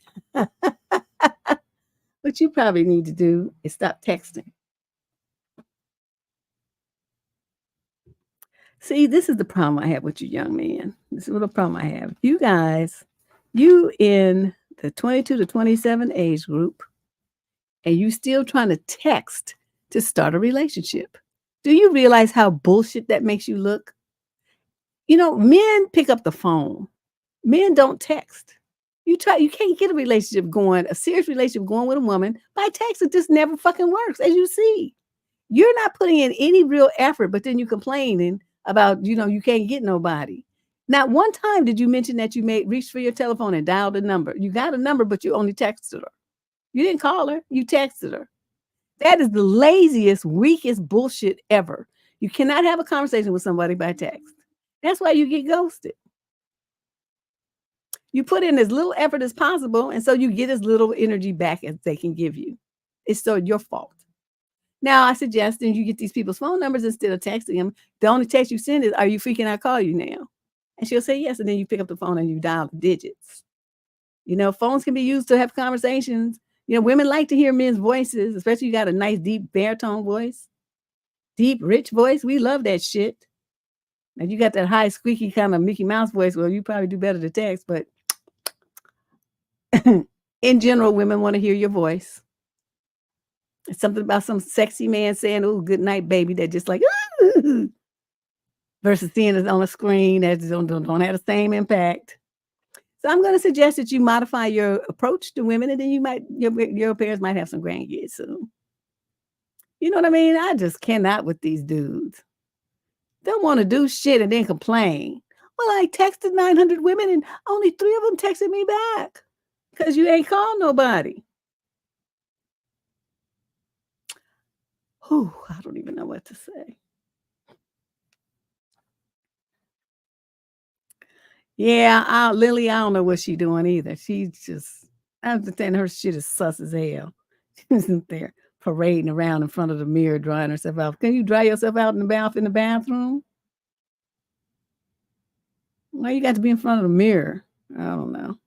And don't people usually have them screens and stuff? You get changed behind the screen. Why you got to be doing all that in front of the mirror? I don't know. Something about her. But yeah, this dude here with his texting people to death and thinking that something gonna jump off because you texting folks 900 different times. Question number 19. This is a female. She's 22 to 27. She's Korean from Jeju City, South Korea. Summary of issue: phone call / being clean. I'm a single mom with 2 children and recently out of a very abusive marriage. I met a guy on a dating app a couple of months ago. We started talking on the app, and then eventually we moved to texting and phone calls. He was very attentive and wanted to talk to me a lot. We met in person and have hung out every weekend in June. He spent the night at my house, and then we spent the whole next day together. Over the last week, I noticed he started cutting back on how much he talks to me. We're now down to texting intermittently through the day, and then one brief phone call before bed. He was calling me at lunchtime and when he got off of work and texting and then calling before bed. I know that is a bit excessive. He does live an hour and a half away, and we can only see each other 1 day a week. Over the past few days, I've noticed that he is cutting back on the phone call that we have before bed as well. One night this week, he said he was going to call me before bed, but he ended up not calling and said that his phone died because he was out helping his friend. I ended up assuming that maybe he was out with another girl. He called me at midnight and realized I had been crying, which was embarrassing. Oh God, you are just, I don't want to be clingy or have expectations of him. He's going to be very busy during the month of July with his hobbies and his friends visiting. He has already said that he might not be able to talk to me often during the month of July at all or to visit me. Any thoughts? I think I just got too used to the attention. He's coming to spend the night tonight and the day with me, spend the day with me tomorrow. Okay. There's so much wrong here. First of all, I hope you have a sitter and you taking your kids somewhere else when this clown shows up at your house. If not, as a single mom, let me just explain to you how this is going to work because you sound goofy, crying about some motherfucker you barely know, thinking he's with another woman. He's supposed to be with another woman. He's not your man. Okay, you confused. He's not your boyfriend. Y'all have no commitment. He can be with whoever he wants to be, another woman, another man, a dinosaur, a frog, a dog. I don't care what it is. He can do it because he's single, just like you are. Now let's talk about this kid thing. Do you understand that a lot of men go after single mothers because they want access to their children? They don't be interested in you folks at all. They interested in your kids. And one way to do that is to get in good with the lonely single mother who lets him come over because she can't afford a sitter. So she has the kids in the other room. So then when she goes to sleep, because he gonna lay it on you good and knock your ass out, he gonna get up and go in the room with your kids. And you won't know nothing about it because you'll be knocked out. You could also do it while you're taking a shower or in the bathroom taking a leak. In the kitchen cooking in another room. Kids down the hall, he down the hall. You don't know what's going on with these men and why they chose you on a swipey thing. You would do better to slow your roll and think about what you're going to do, what kind of things you're going to put in place to protect your kids. If you can't get your kids off the scene with a sitter at your mama's house, your sister's house, somewhere where they can be safe, then you don't need to date. You just wait till your kids are older and can fend for themselves. Then, because you 20, only 22, 27, so your kids can't be that old. That's what I'm saying. If you were in your 30s or 40s, you might have teenagers and knock somebody the fuck out or call 911 or something like that. But obviously you're young, so your kids are young too. That means they're vulnerable. You need to protect them. The third thing is, he's backing up after kicking it with you for a month. You only dated, okay? You dated him, but slept with him it's not like you all had a committed relationship. So I'm not really understanding what all this feeling is that you've invested in this situation. He never asked you to be his woman. He never made any, because you would have mentioned it. He never said anything about y'all being a couple.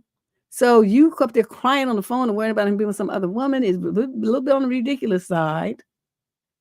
What I want you to do is go and get you a therapist. You left an abusive relationship. There's something going on with you. I mean, I'm glad you left it, but a lot of times when women are in those kind of relationships, they stay in them because there's something not connecting. The dots ain't connecting quite right. And so then you have a tendency to go and find men who make you feel that same way, that same sense of loneliness, abandonment, hurt and stuff. They might not put their hands on you. They might, the abuse is going to come in a different way. The feelings of hurt are going to come in another way, but they're going to be the same feelings. You're going to experience this over and over because you choose abusive types of men. So I want you to, listen to what I'm saying here. There's a lot of mistakes you're making, and I want you to stop making them. And I want you to go and make a U-turn, lay off somebody's couch, get you a therapist, and talk through what you're doing, your expectations, your feelings about yourself, your feelings about these men that you're choosing. And help the therapist help you figure out what it is that you're looking for while you are globbing onto people or staying in situations where the men are not loving you back. That's what the bottom line is. You're loving people that aren't loving you back. And I want you to figure out why that's happening, what it is that you think is going to happen there. Okay. You get yourself on somebody's couch and figure that out before you putting up cameras is not going to help it if she's asleep. It's the cameras will be the evidence, but that it happened, but it's not going to stop it from happening. I want to put some shit in front of it where don't put the kids in that situation at all, where you don't need a camera because they ain't there. The kids are gone. That's what I want. And we don't care about no damn cameras just recording the shit that happened to the kids. I don't want that. I don't want nothing to happen to them. That's what I want. Question number 20. This is a female in the 22 to 27 age group from Logan City, Australia. The female in question is 28 to 34. So 22 to 27, 28 to 34. Okay. Same issue. My brother's fiance has been copying me for at least a year. I don't want to sound like a pompous, petty person here, but my brother and his fiance, she is 30, I'm only 23, have been together for just over a year. In that span of time, her style has changed dramatically, and she put that in caps and bold. For reference, I've always been alt, dressed in darker clothing, etc. Here are some instances I have noticed. She had bright blonde hair, and suddenly she dyed it dark brown like mine. Number two, she has copied multiple items of my clothing after seeing me wear them. Example, the exact same pair of pants, two different jackets, dresses. When I first met her, she would always wear flowery, brightly colored mom-style clothing. Number three, she has copied multiple accessories, for example, some belts, necklaces, even down to the scrunchies I wear on my wrist. Number four, she has started to copy some of my accent, slang, and phrases that I use. Number five, she has a child, and he has even replicated some things in her daughter's bedroom and style. The final straw came last night. I moved out a very emotionally traumatic home 3 months ago, and I put so much time and effort into the interior design for my place. I created my own safe space. I spent hours researching online and in person for wallpapers, and I finally found one that was perfect. Last night, I opened Facebook to see her posting photos of her putting up the exact same wallpaper. She had seen mine for reference. It was being discontinued too, so she really had to scour the internet for it. I feel so intruded, like my personality is being stolen. I want to say something to them. We have a group chat between the three of us, and I was thinking of saying something like, hey, I'm just wondering why you didn't mention that you bought the same wallpaper as me. I now found out through Facebook, and it would have been better if you had spoken to me and said we've gotten the same one. What difference would that have made? You want some bullshit. To add, this girl is definitely not mentally stable. My brother told me that she recently said to him that she feels no guilt for any of the choices that she makes in life, in quote, which frankly scares me. They also got together because she cheated on her then fiance with my brother at a music festival. Please help me. Part of me doesn't want to be so petty as to confront her. The other part of me is fed up with this bullshit and wants to make it known that I know what she is doing. Any thoughts on what makes it worse? Question marks. My brother's last girlfriend did this to me too. And I simply can't understand why any of my brother's partners would want to look remotely like me. Girl, okay, that puts a whole new spin on things. This means your brother is at the helm of it. Your brother likes you. Okay, now I know you don't want to hear about it, but that last sentence, that just tied the bow on the package, because I was wondering the same thing. Your brother is subtly influencing these girls to do things so that they look and sound and behave and live like you. Now, you talk about you left this, what did you say? A something kind of home, emotionally traumatic home 3 months ago. Was your brother involved in that emotional trauma? Are you talking about somebody just that you was living with, a different relationship? That leaves a big question mark in my mind. Was there some kind of inappropriate relationship between your brother and you? That your brother has like this pattern of, he really liked you. And so even though you were a sister, it was inappropriate. And so now he's like looking for that same look in these other women and subtly manipulating them into looking like you. That's what it sounds like to me. What I'm going to suggest to you is that you stop running your mouth about what you're doing. Stop showing pictures. Now, if you're going to show a picture, like say you're going to show a picture about your wallpaper that you're looking at, you put up 3 or 4 choices of none that you're considering and say, I'm thinking about one of these. If it's some clothes and stuff, you say, oh, I'm thinking about buying this and that. So nothing of which that you're considering, so that she can see it. And I'm trying to figure out why do you spend so much time around them that she has all these opportunities to mock, to model herself after you. Don't you have some friends? Don't you be doing something with yourself that you not around them so much? Are you posting all this stuff in this group chatting on social media so she can see it and just easily follow because you putting all your business on the street? Shut your shit down. Okay, make your pages private and block her and your brother from them so they can't, and don't accept any new friends. If you don't know who the person is that you friends with on the social media site, block them because you don't seem to know what you're doing. I don't think it's subconscious, not if it's two girls, Marissa. She said his last girlfriend did that too. So see, that's a pattern. Once you're right, it could be subconscious, but if it's two or more, that's a pattern, and that's not subconscious. That's conscious.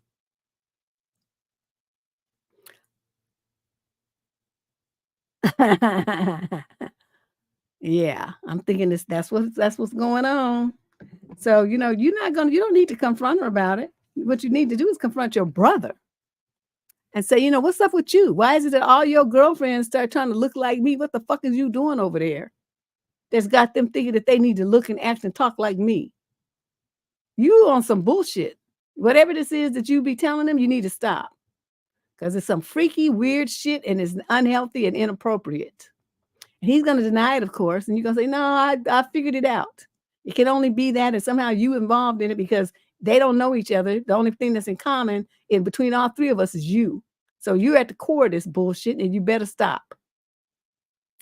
So that's what you need to do. You need to confront him, not them.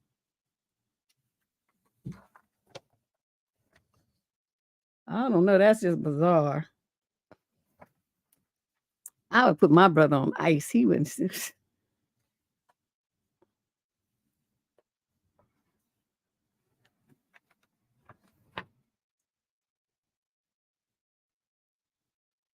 I don't know. But for two of them to do that, and the only thing that they have in common is this dude. See that? And it's not like they looking like some movie star or something. They looking like his sister, someone he has a direct relationship with, contact with, and stuff. That's just ick. That's ick. The ick is all over that. Okay. Question number 21. This is a female in the 42 to 49 age group. She's African American from Memphis. The male in question is 50 to 56. Summary of issue: other women making/bringing my significant other some food. Okay. Only black women be tripping about who cook for their man. I'll be like, cook for me too. Shit. I'm a 44-year-old married black woman writing in because I am uncomfortable with a lady. Well, actually, two ladies making my husband food and or bringing him leftovers. We have 3 children. They hardly ever send enough for more than just him. I'm 99.9% sure one has feelings for him and for about a year probably thought and hoped for more than friendship up until January. We were briefly separated. Hardly anyone really knew she did, though, and then we reconciled.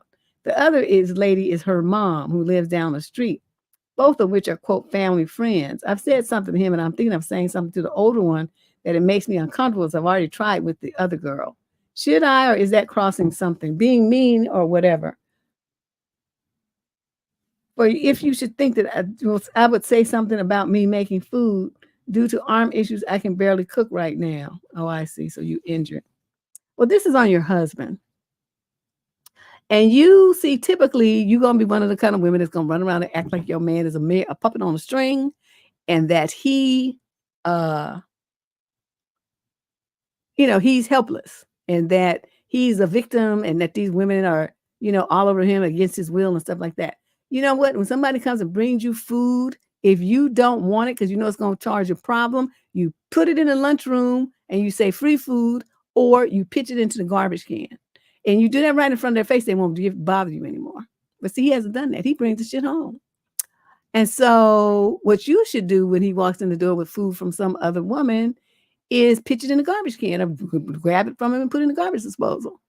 So don't be bringing no bitches food up in this house that these bitches be giving you. That's a violation. If I start bringing some shit in here that men gave me, you would have a fit. So let's respect each other and respect our marriage. Okay. This is not cool at all.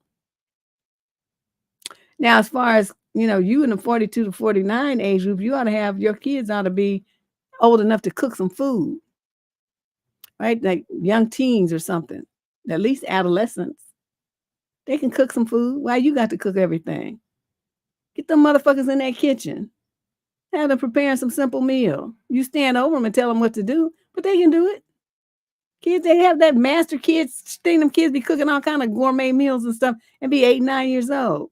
I saw YouTube with some little kid in China. He was only 5. He had to go chop the wood, build a fire, and do all the stuff, grind the wheat, and collect the eggs from the chicken. And he made his grandmother some breakfast and stuff. And he was up steady cooking everything over a wood burning stove. Okay, so what's wrong with your kids in America that can't just heat up a stove and make some hot dogs or some pot of spaghetti or something? So see, you not looking at this right. You trying to blame these other women. You need to be looking at yourself and your raggedy husband, because there's no way he should be accepting this stuff from them women. And you need to ask him, why is he doing that? And what does he think that is communicating to them? You need to have a conversation with him, not ranting and raving, definitely not going behind him, calling the other women. Well, that's my husband. You're not going to do that. You're going to sit down with him and say, look, I'm going to ask you some questions. When you got single women giving you food, you're a married man, and you bring that home or you sit there and you eat it with a big smile on your face, what message do you think that you're communicating to them? He gonna act stupid like he don't know. Say, okay, well then, okay, so if I go to work and some man starts bringing me food and I sit there eating it with a big smile on my face and bring it home, then how would you feel? And see, sometimes men, they have to put themselves in the picture. They don't get it. Or he's buying me, I have a work husband and he starts buying me gifts and bringing me food and taking me to lunch and stuff. Are you gonna be okay with that? And he's gonna have to think about it. So then what I want you to do is understand that this kind of thing is disrespectful to our marriage and very disrespectful to me. What you should do is tell those ladies, thank you for your concern, but I will not be accepting any food from you anymore unless you prefer, if you want to give me food, since my wife is injured, then it has to be enough for me and our 3 children and her too, for the family of 5. If you do that, then I can accept it. But just singling me out, we can't have that anymore. I'm not a single man, and I'm not trying to, make any funny situation in my household. But if you don't want to help out my whole family, I would definitely be grateful for that because my wife is hurt right now. Put it like that and see what they do. Because if they really cared, they would come in there with some stuff for you and the kids and her too. But if they just on some bullshit, then they're not going to give you nothing. So you tell your husband that and let's see what happens. Okay, write me because I'm nosy. I'm nosy. I got to know. But that's how you're going to handle it. You're not going to yell and rant and rave. You're going to get him in his head and his feelings. So he understands what disrespect is and how if that, if that was on the other foot, how he would feel. His ass would be all bent out of shape. Question number 22. This is a male in the 22 to 27 age group from Lakewood, New Jersey. I'll tell you I had a gay friend at work. And, dude, gay. Okay. Now, no interest in, but I just love this guy. Oh, he was just the best. And so I brought him home one day, right? Brought him home for dinner. And my husband, he gave me on the side eye, like, what is this motherfucker doing up in here? I'm like, oh, this is my friend Michael, this and that, the one I was telling you about stuff at work. So he's just like looking at him like he was not feeling it. I could tell he did not feel it. And so I don't know. Anyway, we had a nice time at dinner. He kept himself together enough. And so then when the guy left, he's like, well, why'd you bring him here? I said, because he's my friend. So this is the guy, when I found out later, it was probably about a year or two later after that, he called to tell me that, he called me to tell me to meet him for lunch. And, at Embarcadero between those 1 and 2, they have that overpass and they have tables and stuff out there. That's where I met him. And he says, I just have to tell you, he's got diagnosed with AIDS, with HIV. And I just busted out and started crying. It's a very public place, especially lunchtime, it's packed with people. But I could not stop crying. I just could not stop crying. That's how much I cared about this guy. And shit, within 3 months, he was gone. That was it. In and out. And so, then after that, my husband was like, I kept crying and stuff. And he was like, oh, I'm so sorry. I should have, I don't know why I was acting like that. And, you could have had him over more time and enjoyed him while he was still here. I said, yeah, but it's your fault. You miserable, jealous fool. But yeah, I was mad about that for the longest. But, you have to think about, your partner in such situations. Your husband's not thinking about you. And Michael wasn't doing anything. He wasn't like trying to come between us or anything like that. He just genuinely liked me as a person. And we just got along. That was my boy. But yeah. Well, she want to be cooking. She want to be cooking, but that's on him. He's going to have to tell her to, that you have to prepare enough for all 5 of us or nobody, because it's inappropriate. So, but I will be grateful because my wife's arm is injured and it's difficult for her to cook for us. So this would be very helpful to take some load off of me or something. However he wants to word it, but he needs to communicate to bitch, you trying to get your hopes up thinking you're going to give me some food and then I'm gonna be, eating. It's not gonna happen. Question number 22. This is a young man in the 22 to 27 age group from Lakewood, New Jersey. Summary issue. How would I effectively communicate the intent of an FWB / casual relationship on dating apps? I don't know. I don't use them things. So when using dating apps, I think understandably, women can be more coy about their intentions pertaining to FWB or casual relationships, considering men are more prominently looking for nook nook. At the same time, I also see a lot of people, even in their prompts, I don't know what that is, being very resentful of men not looking for anything long term. I can see this being a problem if a lot of men are being unclear about their intent or just not being honest about themselves looking for after FWB / casual relationships. How would one effectively communicate an interest and intent of looking for a FWB situation, casual relationships, besides putting in, quote, looking for short-term relationships? Is this off-putting, by the way? Can the intent be reflected in the dating profile as well? What would be off-putting, and what would women who are open to FWB casual relationships be looking for in people on dating apps? I don't know. Y'all who use dating apps, if you've seen something or you think about, somebody who only wants an FWB and who's a woman, how would that be communicated? How would you let somebody know that that's all you wanted? Or how would you respond to a guy? A message, what would you want it to say that you would notice that's all he's interested in? I think why can't you just be straightforward and say, I'm not looking for anything long term, just here for fun? Everybody gonna know what that means. Why can't you just say something like that? Even though to me, that's what 999% of you men on the dating apps are looking for anyway. I don't even know why a woman would go on a dating app thinking she's gonna find love in a relationship. All the motherfuckers just looking for to get their dick wet. That's all they on there for. All these girls over there talking about, oh my God, I thought he loved me. I'm like, well, you were stupid. Why do you think a man's going on a dating app? And plus, most of them are married in relationships anyway. They just trying to find a side piece. And you up there looking, thinking you're going to love somebody and find love, true love, and shit on the app. Just don't get them fairy stories y'all be on. Those men are not looking for love. They're looking for nookie. Okay, that's it. And if you approached it in that way, then you wouldn't get your feelings hurt, ladies. If you want to go on the dating apps, I mean, there's nothing I'm interested in. I'm not trying to be bothered. Yeah, don't just see. She just said, just assume everybody's on there just looking for a hookup, and then you don't get your feelings hurt because that's really the truth. And so but yeah, just say something like that. Not looking for a long-term relationship, just want to have a good time. If you down, hit me up. Something like that. And then she'll know that you just want to fuck around. And if she want to fuck around, then she'll reach out to you. And if she don't, then she won't. And it's honest and it's accurate. So what's the problem? What you trying to go through all these manipulative changes for and figure out how to word something so it doesn't communicate what you really want?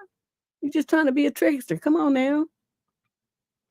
Question number 23. Ooh, these people exhausted me tonight.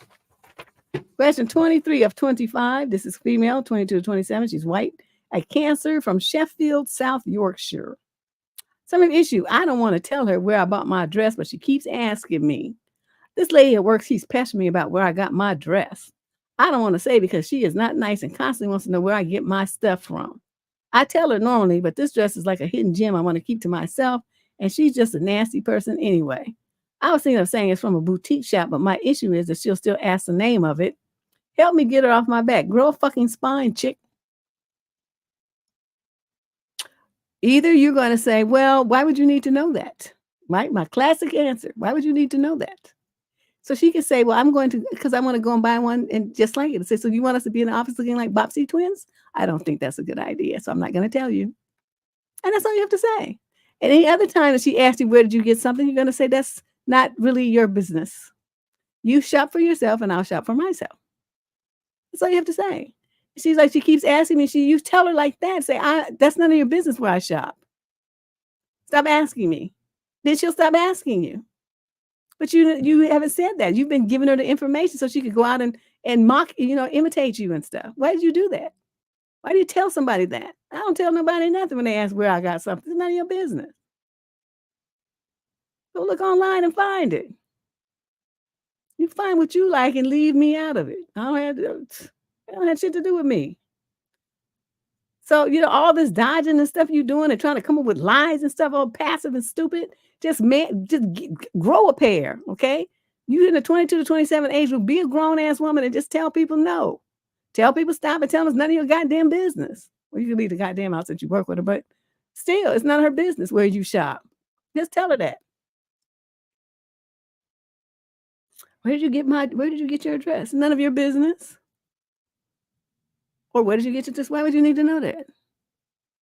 So either way, it's not giving her the answer that she wants. If she says, where she, you ask her why does she need to know that? And like I said, no matter what answer she gives, you just say, oh, then you go sit down. Whew, Lord have mercy.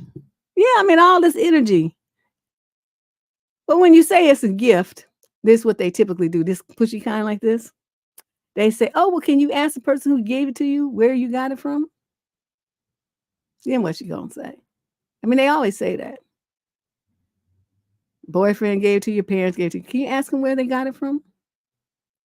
I could, but I'm not going to, I would say.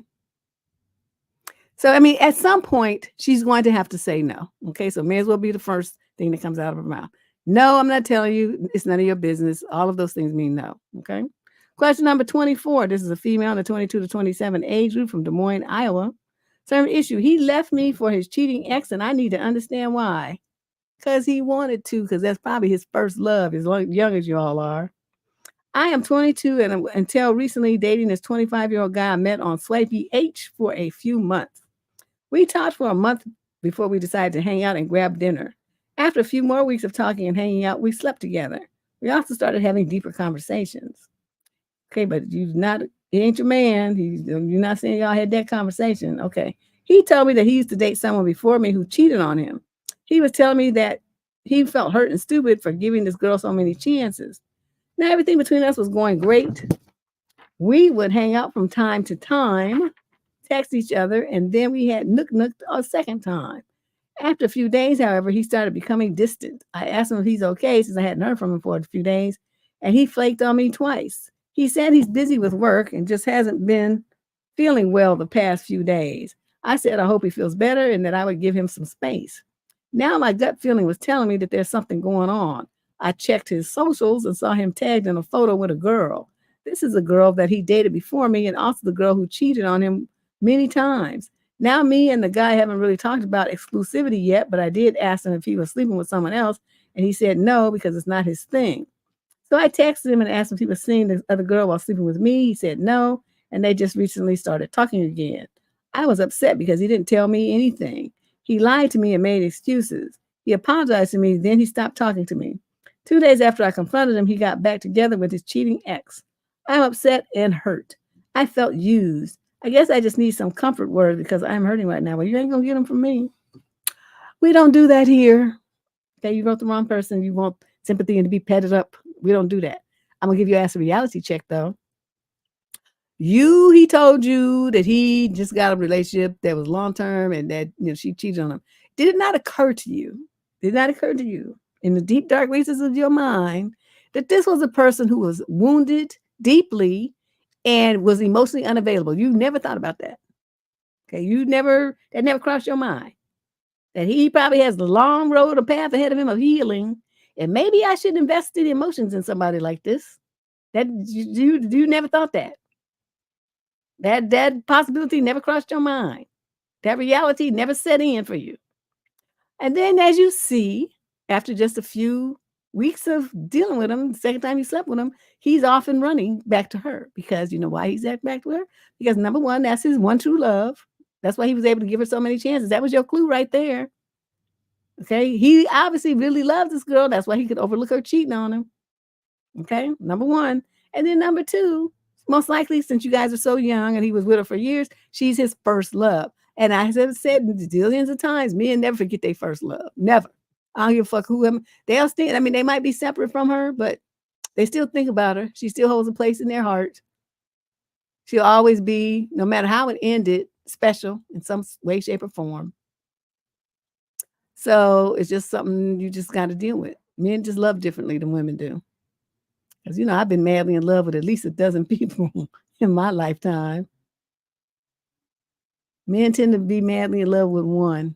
Maybe years later with the second person.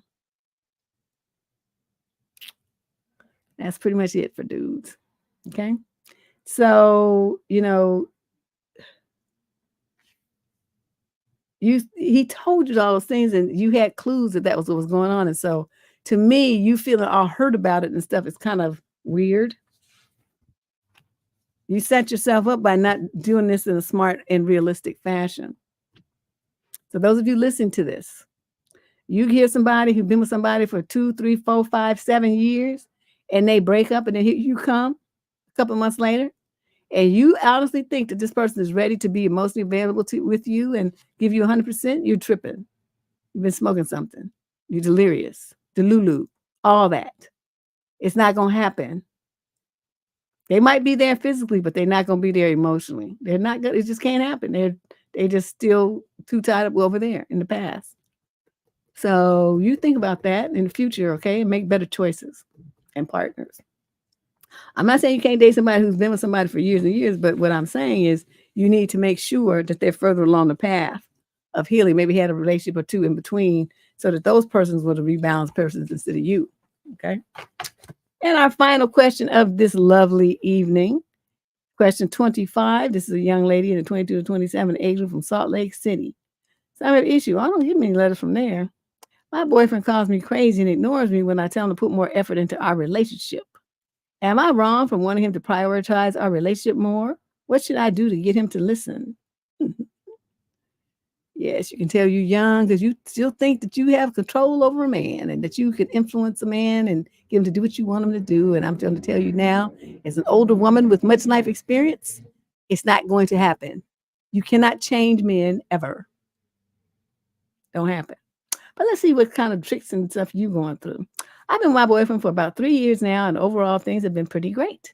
However, recently I've been feeling frustrated with him, and I feel that he doesn't care about me anymore. He used to be incredibly attentive and caring, but since he lost his job a couple of months ago, he started to get more invested into playing some Minecraft server.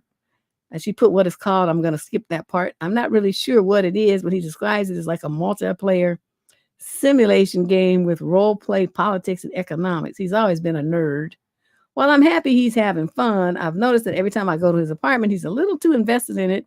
He hasn't really been paying attention to our relationship, his job search, or honestly himself or his hygiene. Oh gosh, you walk in his place is a pit stop and he's got funk. That's not good. I tried being subtle and expressing how much I miss spending time with him, or how when he has a job, we can go on a cruise vacation like we had always talked about.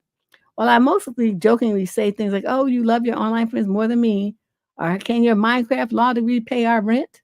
He always gets protective of his game and tells me that it's just a hobby. The breaking point was last weekend on my birthday when I woke up in the morning to him screaming into his microphone about how his Minecraft political party was going to, quote, fix inflation, end quote. I'm not going to unpack that, but shouldn't I at least be able to sleep in on my birthday? Okay. Now I get that he doesn't owe me breakfast in bed or some grand gesture, but something in me snapped when he once again prioritized his video game addiction over our relationship. I reached my limit and I unplugged his computer from behind him. And when he turned around, everything came pouring out. I told him I don't think he loves me. His gaming has ruined our relationship and that he needs to get a job. Everything that was bubbling under the surface about how I felt about his recent behavior came out.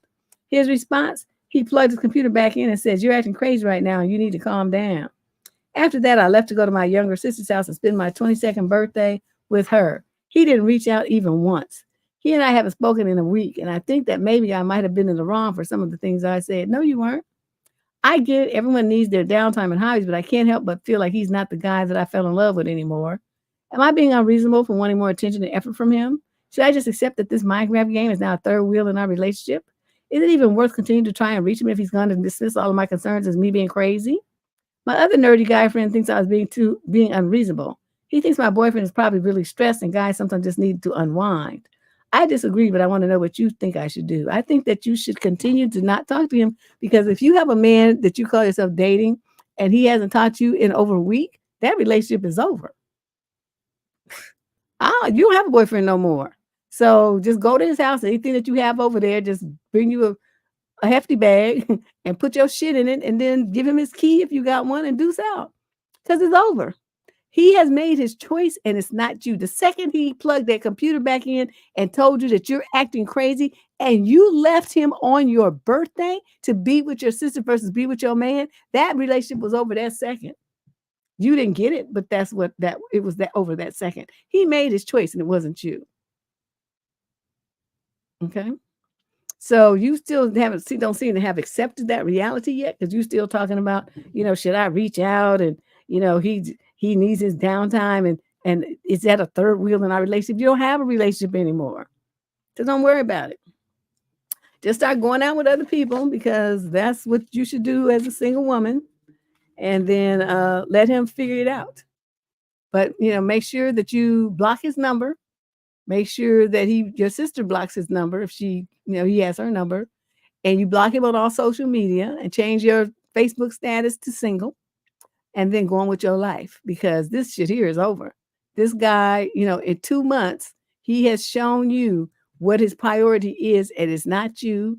And anything that you stayed around and did with him, like sleep with him, you would only be doing it just for his relief and comfort, not because he's mostly, invested in you. He's mostly invested in that game. So again, we're back to my 3 points about a man giving you the relationship that you want and respecting you, and can you count on him? Those are my 3 things, three foundational things that a relationship must have. And if you don't have even one of those 3 things, then your relationship is shit and you should not be in it. And you don't have 2 of those things. You can't count on him. And then he's not giving the relationship that you want. Okay, so you got 2 of the 3 is missing out of that shit that you call yourself having. Well, when he starts getting ready to get evicted, I mean, he must have some money saved up because he's not really too bothered about looking for a job. But so he probably, has a nice little savings that he's going to be living off of for a minute before he starts looking for work. And that's fine. A lot of people do it. They just take a break between jobs. But, it's important for her to get a clue because otherwise, she's going to be in a position where he's going to be light and he's going to be trying to tap her pocket to make his ends meet. So that's why it's better for her to deuce out now. This is just ridiculous. But anyway, yes, that's it for today's show. We will be back Friday night with our next edition of the Dusty News Network, which is going to be, I don't know, might be that. I don't know. I think I already used that slide. But anyway, that's the thing. The Dusty News Network, which is this. We come in on Friday nights during the summertime. It is crazy. The show is insane. All we do is talk about the crazy stuff that Dusties do and post and have to say on the internet is wild. We do that every Friday night during the summer only. It's our summer programming. This is the 6th season of the Dusty News Network. So hopefully you hit that subscription button and then become a subscriber to the channel. Hit the instant notification too so you don't, you get to notice when we go live so you don't forget. And come on over here on Friday night and laugh with us because it is always a blast. All right. So I will see you guys real soon, Friday night at the probably earliest. Okay. Bye. Enjoy the rest of your evening.